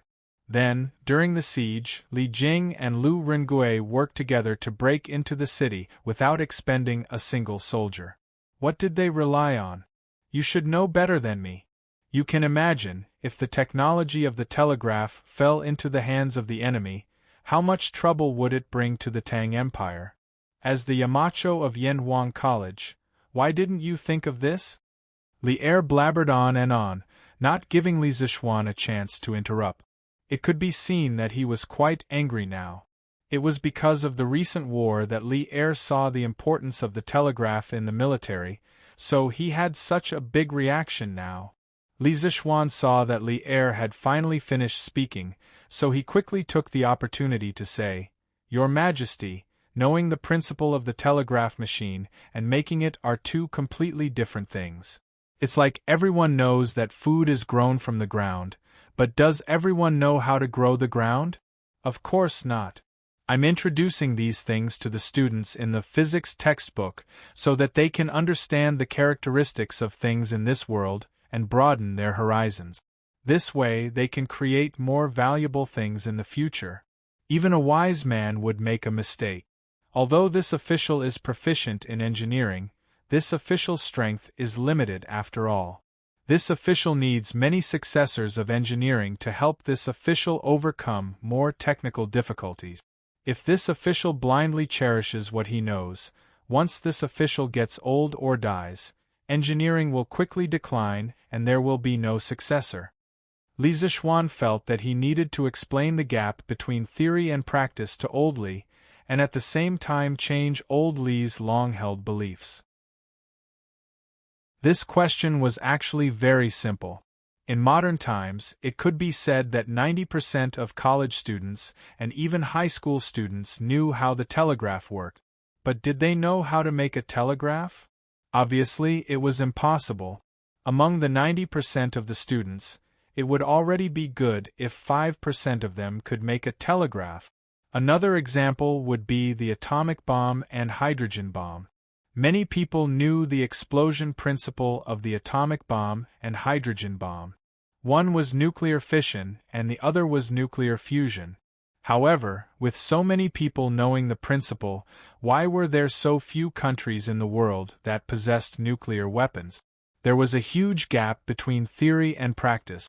It was impossible for a person who knew the principle to understand everything in practice. These were two completely different things. Lier's expression became slightly better. He said doubtfully, "According to what you said, even if all this knowledge was leaked to foreign countries, our enemies would still find it difficult to imitate the telegraph?" Li Zishuan cupped his hands and replied, "Your Majesty, that is indeed the case. Even if they have figured out how to make a telegraph machine, by that time, we may have already produced an even more advanced telegraph machine with a longer transmission distance and a more stable message transmission. Moreover, although this is the case, this knowledge is unique to our Tang Empire. Currently, only the students of Yanhuang College have the qualifications to learn it. This official will also instruct them to keep it a secret. Even if the students outside or the envoys of other countries enter the academy, they will not be able to learn this knowledge. Your Majesty's words today can be considered as a reminder to this official. In the future, this official will strengthen the education and punishment of the students of the academy. In the future, Yanhuang College's enrollment will focus on whether the students are patriotic. This will prevent evil people from sneaking into the academy and stealing knowledge. This official will quickly come up with a regulation for these things and then hand it over to Mr. Kong Gue and Mr. Wenji to strictly implement it.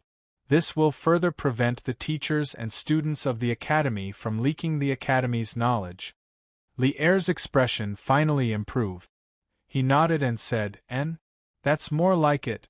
Yanhuang College will definitely be an important tool of the country in the future. This emperor will pay attention to it. Don't play dumb with this emperor. You must also pay attention to the management of the academy." Although Yanhuang College had only been established for less than a year and had not fully blossomed, Lier could already see the importance of Yanhuang College to the Tang Empire's national strength. "This official obeys." Li Zishuan cupped his hands and said. Lier waved his hand and said seriously, "All right, let's get down to business.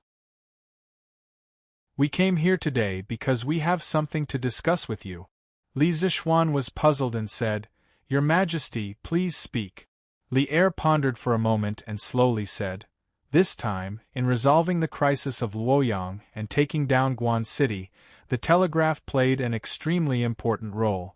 The situation on the battlefield is constantly changing. The commander behind the enemy needs the latest news from the front lines, and the soldiers at the front lines need the latest orders from the commander. The telegraph perfectly solved all the problems. This thing is simply a divine tool for military formation communication." The apothecary mentioned to this emperor in his report that he wants to fully implement the telegraph in the army. This emperor feels that the apothecary's words are very reasonable. Therefore, firstly, the telegraph that the army needs, Marquis Yong, and see if you can think of a way to create another bat. Secondly, no one in the army knows how to use the telegraph. Either you let your students teach the soldiers how to use the telegraph, or you can directly send a batch of students into the army to take charge of the telegraph. What do you think?" When Li Zishuan heard this, he frowned slightly. He did not expect Lier to be in such a hurry to promote the telegraph. The problem was that the telegraph was still in the experimental stage. If they wanted to use it on a large scale, there were still many problems that needed to be solved. "Your Majesty, the current telegraph technology is still not mature. This official suggests that Your Majesty wait a few more days for the Academy to improve the telegraph before promoting it to the army. You must not be too hasty." Li Zishuan cupped his hands and said. Lier said somewhat unwillingly, "The immature you are talking about should be referring to the telegraph's transmission distance not being far enough, right? However, there is already a solution. In this Guan City rebellion, Li Yu was at the top of Songyue Temple's pagoda, and Meng Wenhao was on the fairy lamp. They were able to transmit information to Chang, and more than 400 miles away. This is already enough. At most, when the army goes to war in the future, we can bring a few more fairy lamps with us. Li Zishuan shook his head and said, Your Majesty, using a telegraph to send a telegram from a high place can increase the transmission distance, but there is also a limit. With our current telegraph, this official estimates that 400 miles is very likely to be the limit. Any further and it might not work. Moreover, if we need to climb to a very high fairy lamp every time we send a telegram, it will be very disadvantageous for the army's concealment. If our army needs to sneak behind the enemy, what should we do? Do we have to raise a fairy lamp? Wouldn't that be telling the enemy the location of our army? Therefore, this official hopes that Your Majesty will give this official some more time. When the time comes, the telegraph that has been modified by the Academy will not only be able to transmit messages further, but it will also only need to be sent on flat ground when sending a telegram. This kind of telegraph is more suitable to be promoted in the army. When Li Er heard this, his expression could not help but change. He asked uncertainly, Can this kind of telegraph really be made? Absolutely. Li Zishuan replied with certainty. Li Er nodded and said, Good. Then how long do you need? Li Zishuan thought for a moment and replied, At least half a year, at most a year. Because the modification of the telegraph needs to search for and refine a few special materials, this official cannot give Your Majesty a very precise time. Li Er did not ask Li Zishuan what materials he needed because he knew that it was useless to ask. He definitely did not have them. Otherwise, Li Zishuan would have directly borrowed them from him instead of painstakingly searching for them. Therefore, Li Er directly said, This emperor knows that you have sent people to search for all kinds of mineral veins. In the future, as long as it is useful for making a telegraph, this emperor can give it to you no matter what kind of mineral it is. If you don't have enough people to search for mineral veins, this emperor can also allocate some people to you. If this emperor remembers correctly, there are 2 brothers in the imperial army. Their ancestors were Taoist sorcerers who specialized in searching for Longdiangshu. Although these 2 did not learn the family's skills, they have been to most places in the Tang Empire. If you need people to search for mineral veins, this emperor can send them to follow you and help you search for useful mineral veins all over the world. Yes, Your Majesty, to be honest, this official does not lack anything right now, but I lack people. When Li Zishuan heard this, he was immediately overjoyed. When he sent Ah Fu to Sichuan to search for vanadium ore, he was thinking that he should form a team that specialized in searching for mineral veins. However, he had not been able to find the appropriate talent. He did not expect Old Li to directly send him warmth today. This warmth was sent at the right time. Li Er could not help but smile and said, All right. This emperor will let them come to you when the time comes. These 2 people are called Lu Feng and Lu Yun. Other than being experienced and knowledgeable, their martial arts are also not bad. In the future, after they help you search for mineral veins, they will stay behind to be your guards. You and Yanwang College are important to the Tang Empire. You cannot have any mishaps. Ah? Li Zishuan was stunned when he heard this. He quickly waved his hand and said, Your Majesty, this cannot be done, absolutely cannot be done. The 2 of them are Imperial Guards. How can they be my guards? Your Majesty, please retract your order. Previously, when Pang Feiji searched for the whereabouts of the 4 ghosts of Tai Bai for several months to no avail, Li Zishuan had thought of expanding a group of guards. Although he was indeed lacking guards, he could not use the Imperial Army as his guards. One had to know that the Imperial Army was equivalent to the Emperor's personal guards. If they were to be his guards, it would be taboo. No matter. You just need to improve the telegraph machine as soon as possible. If this is done, I will guarantee Yan Huang College's glory and glory for generations to come. Li Er waved his hand and said without allowing any objection. After that, he did not wait for Li Zixuan's reaction and left directly. Chapter 1342. After Li Er left, Li Zixuan immediately asked someone to invite Yan Silu and Li Gang. Then, a meeting was held in the conference room. The content of the meeting was mainly about what he had just said to Li Er, about strengthening the confidentiality management of the academy. From today onwards, Yan Huang College will set up a confidentiality work leading group to take charge of all matters related to the academy's confidentiality. I will personally be the leader, and Mr. Kong Gui and Mr. Wenji will be the deputy leaders. Inside the academy, except for the economics department, the teaching and experimental places of the other departments are classified as confidential places. Non-students and teachers of the academy are not allowed to enter. In addition, manuscripts and books that contain sensitive technical information are classified as confidential carriers and must be kept by special personnel. Depending on the importance of the content, they can be divided into 3 levels: confidential, and top secret. Confidential and top secret carriers are not allowed to be taken out of the academy. If anyone is found to have taken them out without authorization, they will be expelled from the academy and sent to the Supreme Court. As for the classification system of confidential carriers, as well as the assessment and punishment system for strengthening the confidentiality education of students, I will list out a very detailed regulation in a few days. At that time, the 2 of you can directly follow it. We must let the students remember that keeping the academy's secrets must be the top priority at all times. No matter how outstanding the person is or how much contribution he or she has made to the academy, it will be useless.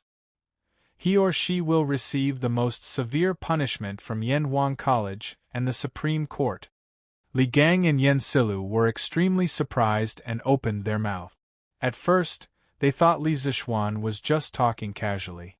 They never expected that Li Zixuan would come up with such a detailed and comprehensive confidentiality system. Obviously, he had a well-thought-out plan. Although they had never heard of some of the terms in it before, they felt that the whole system was perfect after listening to it. Anyway, Li Gang was confident that he could write all kinds of articles, but he really couldn't write about a confidentiality system. Since His Majesty personally ordered it, the 2 of us naturally have no objections. Moreover, Yamacho, your arrangements are extremely reasonable. After you have written the confidentiality system, I and Kong Gui will start to implement it in the academy. Li Gang nodded in agreement. Li Zixuan smiled and said, "As the saying goes, if you want to wear a crown, you have to bear its weight." Since Yan Huang College was founded on engineering, and the teachers and students in the college study the most advanced engineering knowledge in the world every day, they have the obligation to keep the college's secret. I'm sorry that I've caused trouble for the 2 of you again. Sorry for the trouble. In fact, he didn't come up with this system by himself. In his previous life, he had a senior who entered a military confidential unit after graduation. Every once in a while they would have a confidential exam, and the content was similar to what he had just said. Most of these were things he had heard from his senior brother in his previous life. In the evening, the 2 helpers that Li Zixuan was going to assign to Li Zixuan finally arrived at Yunshan Villa.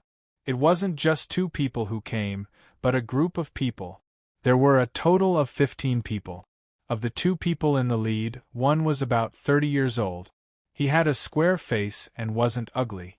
Coupled with his beard, he was a very charming middle-aged man. If it was in his previous life, he might have been able to charm some infatuated girls. The younger one was about 24 or 25 years old. He had a delicate face, but his facial features were sharp and there was a sense of arrogance between his eyebrows. Li Zixuan looked at the 2 people from head to toe. The two people opposite him were also secretly looking at him. After a while, the two quickly bowed and saluted. "Greetings, Marquis. I'm Lu Feng, Lu Yun, and I'm here to serve Marquis." Li Zishuan nodded and said, "There's no need for the two generals to be so polite. His Majesty clearly said that he would only send the two of you. Why did so many people come?" Lu Feng clasped his fist and said, "Marquis, these are my brothers in the Imperial Guards. Searching for the mineral vein requires a lot of manpower. I requested for an imperial edict and brought all of them here." When Li Zishuan heard this, he smiled and nodded. Since that's the case, you guys can stay in Yunshan Villa for the time being. As for searching for the mineral vein, I'll arrange for you guys to go in a few days." Just as he finished speaking, Li Zishuan struck out like lightning. With a hand knife, he chopped towards Lu Feng's neck. Lu Feng was obviously caught off guard. In the blink of an eye, he retreated while crossing his arms in front of his neck, forcibly blocking Li Zishuan's chop. Bang! The two of them separated immediately upon contact. Lu Feng was directly pushed back 10 steps. Lu Yun, who was beside him, was anxious. He swung his fist towards Li Zishuan. Li Zishuan smiled and grabbed Lu Yun's wrist unhurriedly. With a Tai Chi push, he borrowed the force of Lu Yun's attack. Lu Yun immediately lost his balance and almost fell to the ground. However, Lu Yun was no ordinary person. He quickly regained his balance, turned around, and with a black tiger steals the heart, he threw a punch at Li Zishuan's chest. Li Zishuan's body slightly arched back. True Qi instantly gathered in his chest muscles. Then, he straightened his chest. Like a fully drawn bow that was released, his true Qi borrowed the rebound force and directly rushed towards Lu Yun's punch. Bang! With another loud sound, Lu Yun was sent flying without any suspense. When the rest of the Imperial Guards saw that their general was attacked, they subconsciously wanted to pull out their swords to help. However, the person opposite them was a Marquis. How could they help? Just as they were hesitating, Lu Feng shouted, "Lu Yun, stop! Don't be rude to Marquis." After saying that, he strode towards Li Zishuan and clasped his fist. "Thank you, Marquis, for showing mercy. My second brother did not know etiquette and offended Marquis. I hope Marquis can forgive him." Lu Yun saw this and quickly understood that Li Zishuan was just testing the martial arts of the two brothers. Hence, he quickly came over to apologize. "Marquis, I have offended you. Please punish me, Marquis." Li Zishuan waved his hand and said with a smile, "All right, get up. Just now, this Marquis was just itching for a fight and wanted to exchange pointers with you. It can't be considered as offending your superiors. The two generals have excellent skills, not bad, not bad." Lu Feng was convinced and said, "I have long heard that Marquis is the youngest Grandmaster in Tang. If Marquis did not deliberately show mercy, I am afraid that I would not have been able to block that blow. Marquis has great merit. I, Lu Feng, am impressed." Lu Yun also looked at Li Zishuan with a fanatical expression and clasped his fist. "Thank you, Marquis, for showing mercy." Li Zishuan smiled and said, "The two of you don't need to be so modest. With your strength, I'm sure you're among the best in the Imperial Army. Alright, go pack up and stay on Cloud Mountain." "Yes, Marquis." Lu Feng and Lu Yun accepted the order and left. Li Zishuan looked at the backs of the two brothers and smiled slightly. One was in the late stage of Qi transformation, and the other was in the middle stage of Qi transformation. Li Er had really sent him two strong helpers. In the next 2 days, Li Zishuan was busy drafting the confidentiality rules for the academy and also took time to go to the workshop. It seemed that he was doing something. On the morning of the 3rd day, Song Xiaoxi suddenly came to report, "Young master, Ink Girl asked you to go to the workshop. She said that she has finished the modification." Finished the modification? That meant that the microscope had an additional light path to increase the brightness of the field of vision. Li Zishuan heard Song Xiaoxi and immediately understood what Mo Lingwei meant. He called Lan Er over and said, "Lan Er, do you remember 2 days ago that I told you that I would bring you to see something good?" Lan Er's eyes lit up and she said excitedly, "Yes, yes. Brother, can you bring me to see that thing now?" Li Zishuan nodded and said, "Ha." Lan Er guessed right. "Let's go, follow me to the workshop." The little girl was used to being wild. Hearing this, she immediately cheered and said, Okay. Lan Er wants to go to the workshop with brother." Han Yushi, who came out after hearing the noise, looked at the siblings helplessly. Li Zishuan invited, "Wife, do you want to go together? This is something that I have never seen before." Han Yushi smiled and said, "Husband, you can go with Lan Er. I still have to go to Chang'an City later. There are some things that I need to deal with at the Warm Tang Foundation." Li Zishuan heard this and did not insist. He took his little sister out and went to the workshop at the bottom of the Cloud Mountain. "Yamacho, you're finally here. Aya, Lan Er, you're here too?" In the workshop, in the laboratory from before. Li Zishuan pushed the door open and entered. Mo Lingwei came up to him and greeted the siblings. Lan Er giggled and quickly stuck to Mo Lingwei's side. Li Zishuan nodded and said, "Okay." Then, he looked at the microscope on the table. Compared to the last time, the microscope today had an additional light path that guided light from the outside and reflected light to the stage. Li Zishuan glanced at it briefly and quickly simulated the path of the light path in his mind with his strong mental strength. It was just a subconscious operation, but he couldn't help but be shocked because the scene in his mind was exactly like the computer in his previous life running Zmax, a very famous light path simulation software.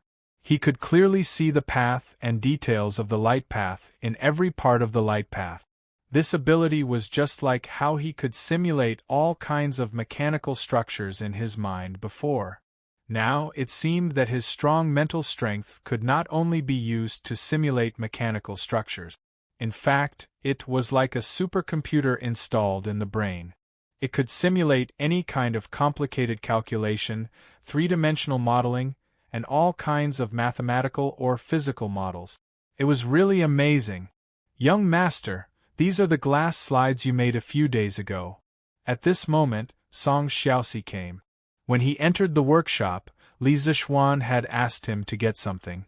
That's right, it was the slides and cover slips that were necessary for the microscope to observe the samples. "Okay, give them to me." Chapter 1343. 2 in 1 chapter. "Yamacho, why did you ask someone to bring the glass sheets over?" Mo Lingwei asked curiously when she saw Song Xiaoxi bring over a box of glass sheet.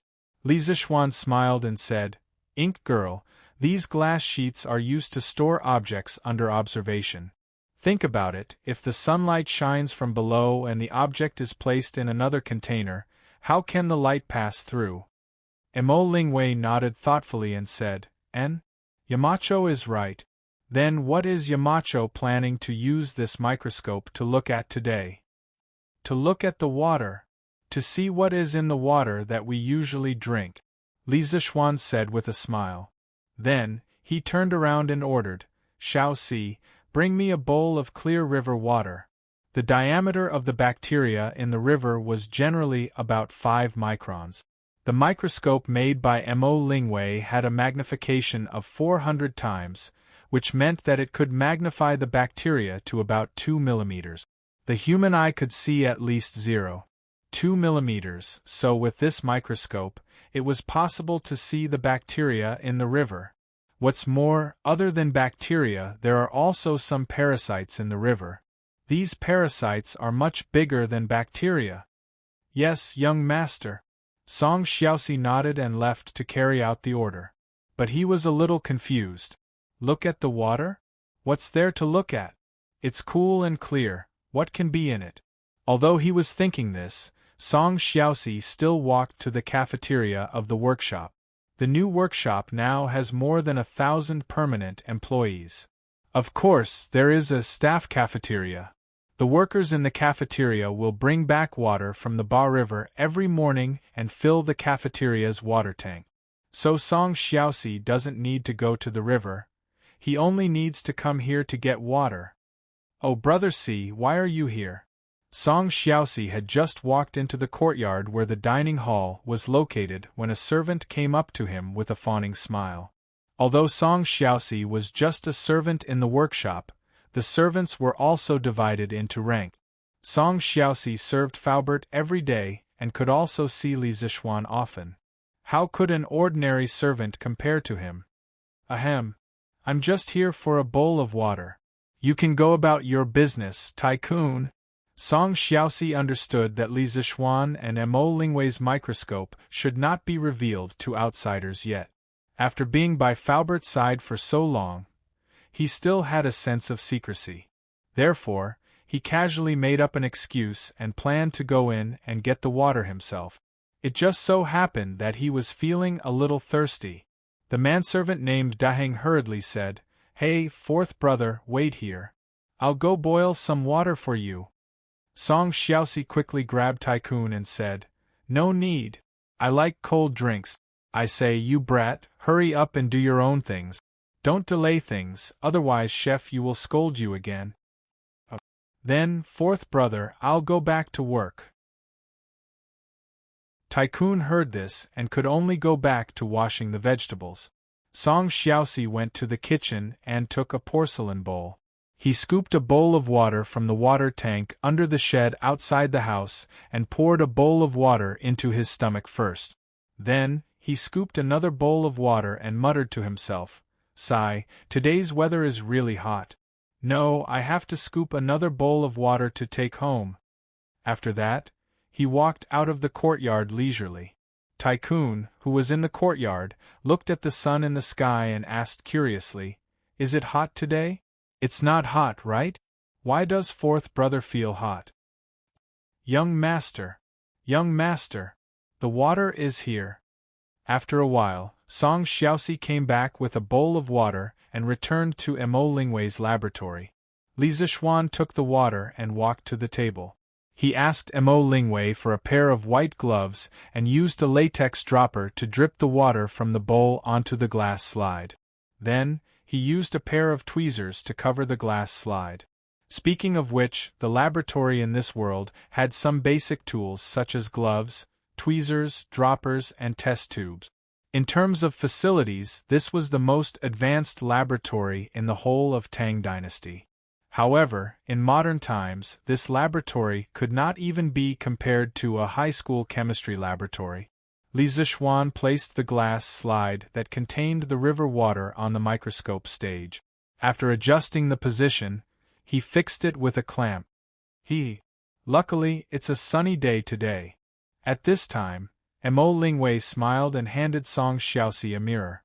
Then she ordered, "Xiaoxi, take this divine mirror and stand behind the door. When the sunlight comes in, it has to shine on this mirror. Understand?"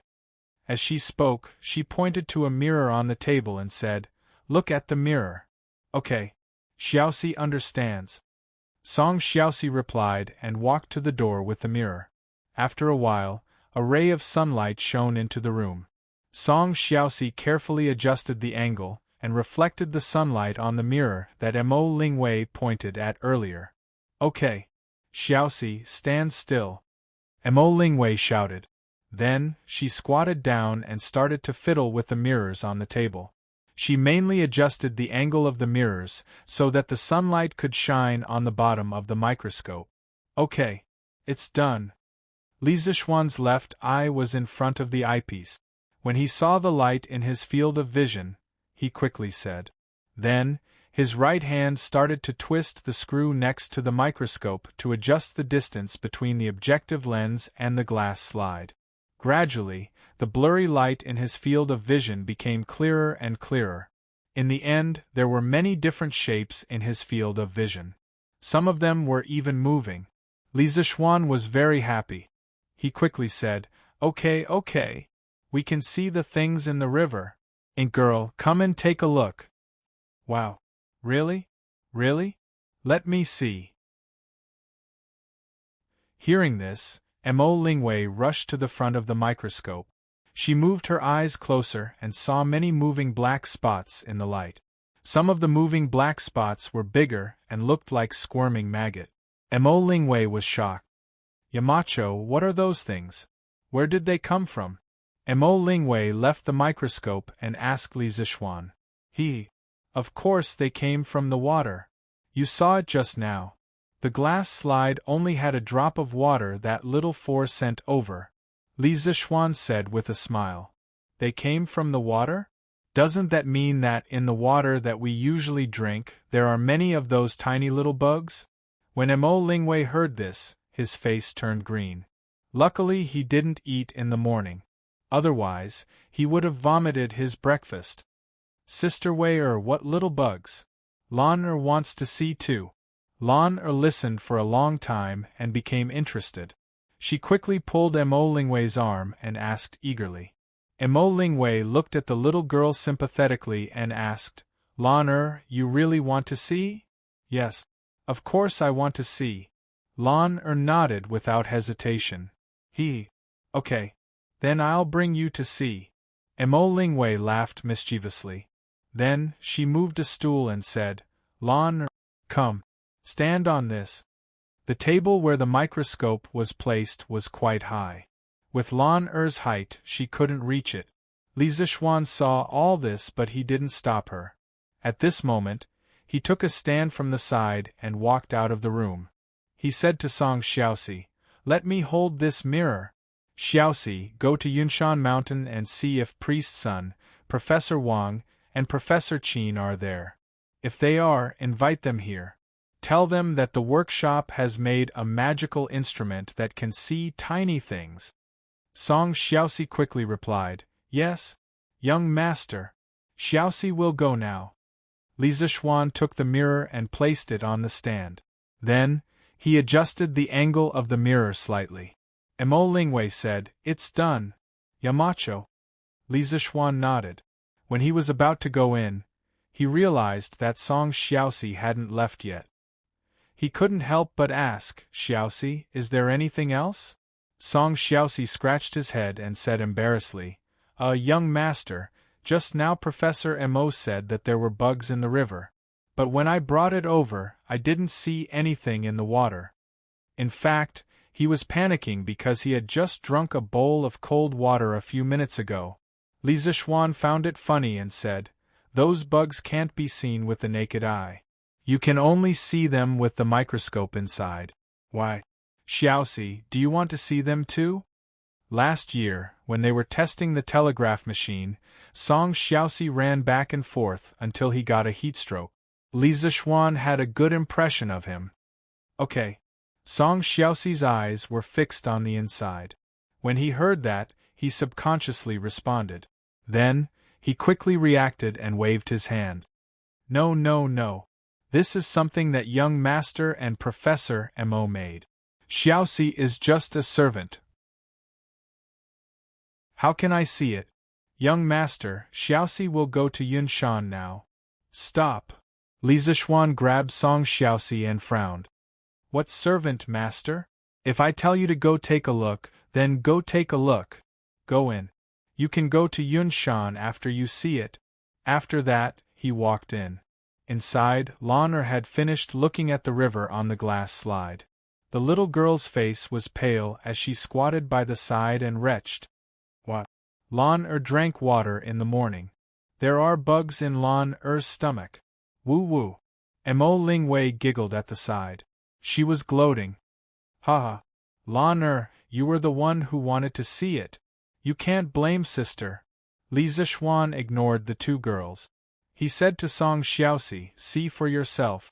Look at the cylinder above, and you'll be able to see what's in the river.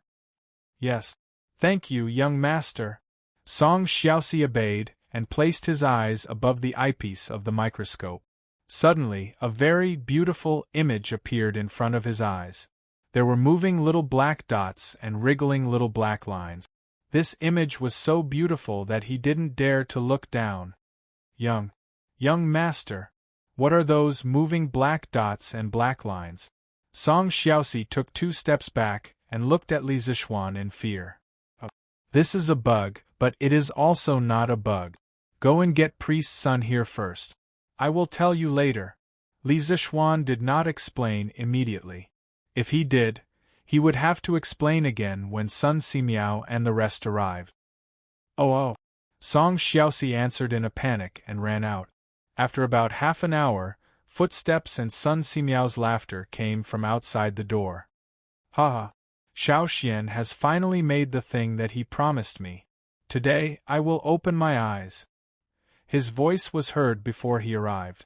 Then, Sun Simiao walked in with Hu Jingyao, Professor Wang, Professor Qin and the rest. Without waiting for Li Zixuan to greet him, Sun Simiao's eyes had already locked onto the microscope on the table. With an excited expression, he asked, "Little Xian, is this the tool that you told this poor Taoist before that can see tiny things?" Li Zixuan replied, "That's right. I call it a microscope. I used it to observe the river. Priest's son, you can take a look at it." Microscope? That's a good name. Sun Simiao praised and then said impatiently, "Little Xian, please teach this poor Taoist how to use this microscope." "No problem." Li Zixuan smiled and followed Sun Simiao to the microscope. Under his guidance, Sun Simiao finally saw the world in the drop of water. Is this really just a drop of water? How can there be so many living things in the water? Sun Simiao had traveled extensively in his life. What had he not seen? Moreover, he was already past the age where he would make a fuss about nothing. However, when he saw the world in the drop of water, he could not help but take 2 steps back and exclaim, "Priest's son, this is really just a drop of water. Look, it's the drop of water that we took out from that bowl." Li Zixuan pointed at the bowl of water next to the table and said. Sun Simiao turned his head and looked at it. He could not believe it. "The water is so clear, but why can I see so many living things in it with the microscope? Let me take a look too." Professor Wang and Professor Qin could not hold back their curiosity. They rushed to the side of the microscope and put their eyes next to the eyepiece. After they saw it, they were shocked. "Yamacho, what are those black dots and black lines in the water? Why do they look like living things?" Professor Qin stroked his beard and asked in a low voice. Everyone looked over, including the pale-faced Song Xiaoxi. Li Zixuan smiled faintly and said, "Dr. Qin, although the river looks clear, it contains a lot of things. There are dead things, and there are also living things. The living things that I call the most are bacteria. These bacteria are very small, but how small are they? Let's put it this way. Do you think our hair is thin?" Professor Wang nodded and said, "Of course, our hair is very thin." Li Zixuan smiled and continued, "But this type of bacteria is not even 1/10 of the diameter of a hair. Do you think we can see it with our naked eyes? Of course, other than bacteria, there is something bigger. I call it a parasite. Once it enters the human body, it will live in the human body. It is very difficult to digest and expel it. Some of these parasites can make people sick and even die." Sun Simiao heard and could not help but sigh. There are so many living things in a drop of water. The Buddhists have a saying, a flower, a world, a leaf, a Bodhi. It seems that it is true. Song Xiaoxi, who was next to him, rolled his eyes and fainted. You're tuning in to the Phoenix Nights YouTube channel. Don't forget to subscribe and join us on this journey to catch the most captivating stories.